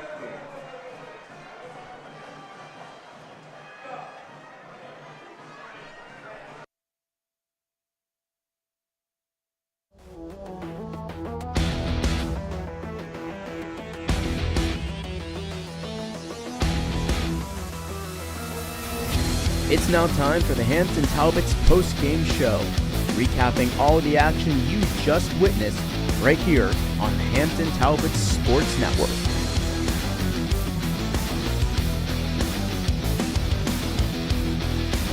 Let's head back out to Hampton High School for tonight's post-game show. Well, Hampton, they fall 22-13. That is our final score here tonight from Fridley Field. Hampton drops their season opener, or not their season opener, their home opener rather, to the Chartiers Valley Colts. The 6 matchups that these two teams have played since 2009 have all been won by the visiting team so far in this series. So the big story, Willie Hazelrig was injured in the 3rd quarter. He came up limping, and Hazelrig did not return to the game. He's got some ice and bandages around his knee. He's still walking very gingerly, as he walks towards the locker room, or walks towards the right end zone here, where both of these teams will play their alma maters, as Char Valley is celebrating to the left of us, Hampton walking slowly in defeat to the right of us. So Hampton falls to 2-3 on the year. Char Valley will improve to 4-1, and it was really a bizarre start to this game for Hampton. They had to call a timeout before they even snapped the ball. Before the first snap of the game, they had to call a timeout because no one was in sync, and Steve Sholo did not like what he saw from his offense, and the offense really just never got going. However, on the opening kickoff, Lily Hazerig ran all the way to the end zone to really jumpstart this crowd. However, there was a holding call on the kickoff return, and then in that first possession of the game, holding calls just really killed the Hampton Talbot offense, and they were never really able to get going. And Hampton the offense really sputtered here tonight. And the defense, believe it or not, the defense actually played well. In theory, the defense only gave up 2 touchdowns. They gave up 12 points, if you want to say 15, or 13 rather. They gave 13 points in this game. So they actually played really well. The Chartiers Valley Colts got a pick 6 from Julius Best just 28 seconds into the second half to make it 22-0 in this game. Hampton was only down 15-0 to begin the second half. They ended up getting a safety, the Chartiers Valley Colts did, because of a great hustle play by Damian Holloway, who was able to field the ball inside the 1-yard line to pin the Hampton Talbot offense deep. And on the first play from that possession, Andrew Reshoff was not able to get out of his own end zone. He was taken down in the end zone for the safety. At that point in the game, it was only 6-0 because the Colts ended up missing their first PAT. So it was only 8-0 at that point of the game, or 6-0. But then for a majority of that first half, the Colts and Talbots were really in an 8-0 lock. The Talbots defense really stood up and really kept it, did a good job of keeping it a one-possession game. But in the second quarter, Michael Lawrence had a 4-yard touchdown run, which followed an opening drive touchdown by Luke Miranda to Damian Holloway, a 3-yard touchdown pass at the 2:04 mark, which was the opening score. And then the safety happened, and then Michael Lawrence took it in for a 4-yard touchdown run. He had one of those last week against Baldwin to make it 15-0. And then at halftime, right out of the gate, Hampton's defense really stood strong. They had a turnover, but right off the turnover, after the fumble by the quarterback, Luke Miranda, the first play in that possession, it was a pick 6 by Julius Best, made it 22-0 in that game. Another storyline here, Andrew Reshoff, the quarterback for Hampton, he was coming back from an injury he suffered in week 1. He came back here for the first time. You could tell he was really still trying to get his footing going a little bit. It looked a little shaky at best at times. And as the night went on, Steve Sholo actually made a decision to pull Reshoff and to put Willie Hazerig in at quarterback, and that really jump-started the offense for a little bit, but a drive stalled. They didn't get any points out of it. Reshoff went back in at quarterback at times, and then Willie Hazerig came back in at quarterback and played really well, jump-started the offense. They were able to get a touchdown in the third quarter at the 7:25 mark to make it a 22-7 game, and then they would end up getting another touchdown afterward to make it 22-13, and then they tried to do a 2-point conversion, which failed. That would have made it a 22-15 game, but ultimately Hampton would come up short. Again, I said Hampton scored a couple of touchdowns in this game. However, they were not able to get in a rhythm offensively. They would end up falling 22-13 here in this game. Again, the big storyline is that Willie Hazelrig was injured in the third quarter. He did not return to the game. He's got ice on his right knee. It did not look good. Initially, he was able to come off the field on one leg. He was treated to by the medical staff, and he is able to walk on his own power, so that is a very, very, very good sign, and hopefully he is back to go because they really, really need Hazelrig here in the coming games here as they head into conference play, actually. So conference play actually starts next week for next week for a lot of teams, believe it or not. For the Chartiers Valley Colts, they now improved to 4-1 after this win here tonight over the Talbots. Next week, they will travel to the Laurel Highlands as the final stop of this 3-game road trip for the Colts. Started last week in Baldwin, continued here at Fridley, and next week they will go to the Laurel Highlands, and then the week after that they will host Bell Vernon. For the Talbots will go on the road once again as 5 of their first 6 games have been on the road. Again, last year they played an extra home game, so this year they're playing an extra road game this year. So they will head to McKeesport next week and take on the Tigers, and then on the 3rd, October 3rd, they will host the Indiana Indians. So Hampton falls 22-13. Again, it was the offense just couldn't get going. The defense played very, very, very well. Again, in theory, they only gave up 13 points. It just was the safety and the pick six that really cost the Talbots in this one here tonight. But yeah, it was definitely not the home opener that the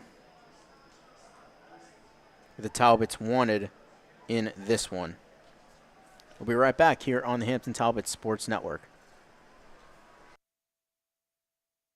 Hampton fans, feel your game night with Pasquale's Pizzeria. We have been honored to serve the Hampton community with 2 convenient locations for over 23 years. Ordering is quick and easy at orderpasquales.com. That's orderpasquales.com. Pasquale's Pizzeria, fast, fresh, hot to your door. We love supporting Hampton athletics and are proud to call this community our home as we cheer on the Talbots to victory. Let's go Hampton. Since 2006, Resnick Roofing has offered the best products, the best installation, and the best warranty in roofing, siding, and roof integrated solar systems to the greater Pittsburgh area. Whether you need a roof replacement, new siding, or are looking to go solar, contact Resnick Roofing and Contracting for a free estimate at 412-212-7663 or visit our website at www.resnickroof.com. You're listening to the Hampton Talbots Sports Network on the Hampton Athletics Department YouTube channel. So Hampton will have to work out their kinks offensively here after this one. A lot of film to look over, a lot of areas in which to improve upon. And we'll see what the quarterback situation is. I'd anticipate Andrew Rushoff getting the reins back after Willie Hazelrig went down with an injury. Our next broadcast is going to be on October the 3rd as the Talbots will welcome the Indiana Indians in their second game of conference play. And then on October 10th, they host the Knock Knights. So after this road game, they have back-to-back home games, and then they'll head to Mars and host West Mifflin. Again, the Colts will head to the Laurel Highlands. So with that being said, again, Hampton falls 22-13 in this contest. Their 2025 home opener as they'll look to go on the road and end this 2-game losing streak. They've lost now 3 out of their last 4 games after starting the season 2-1.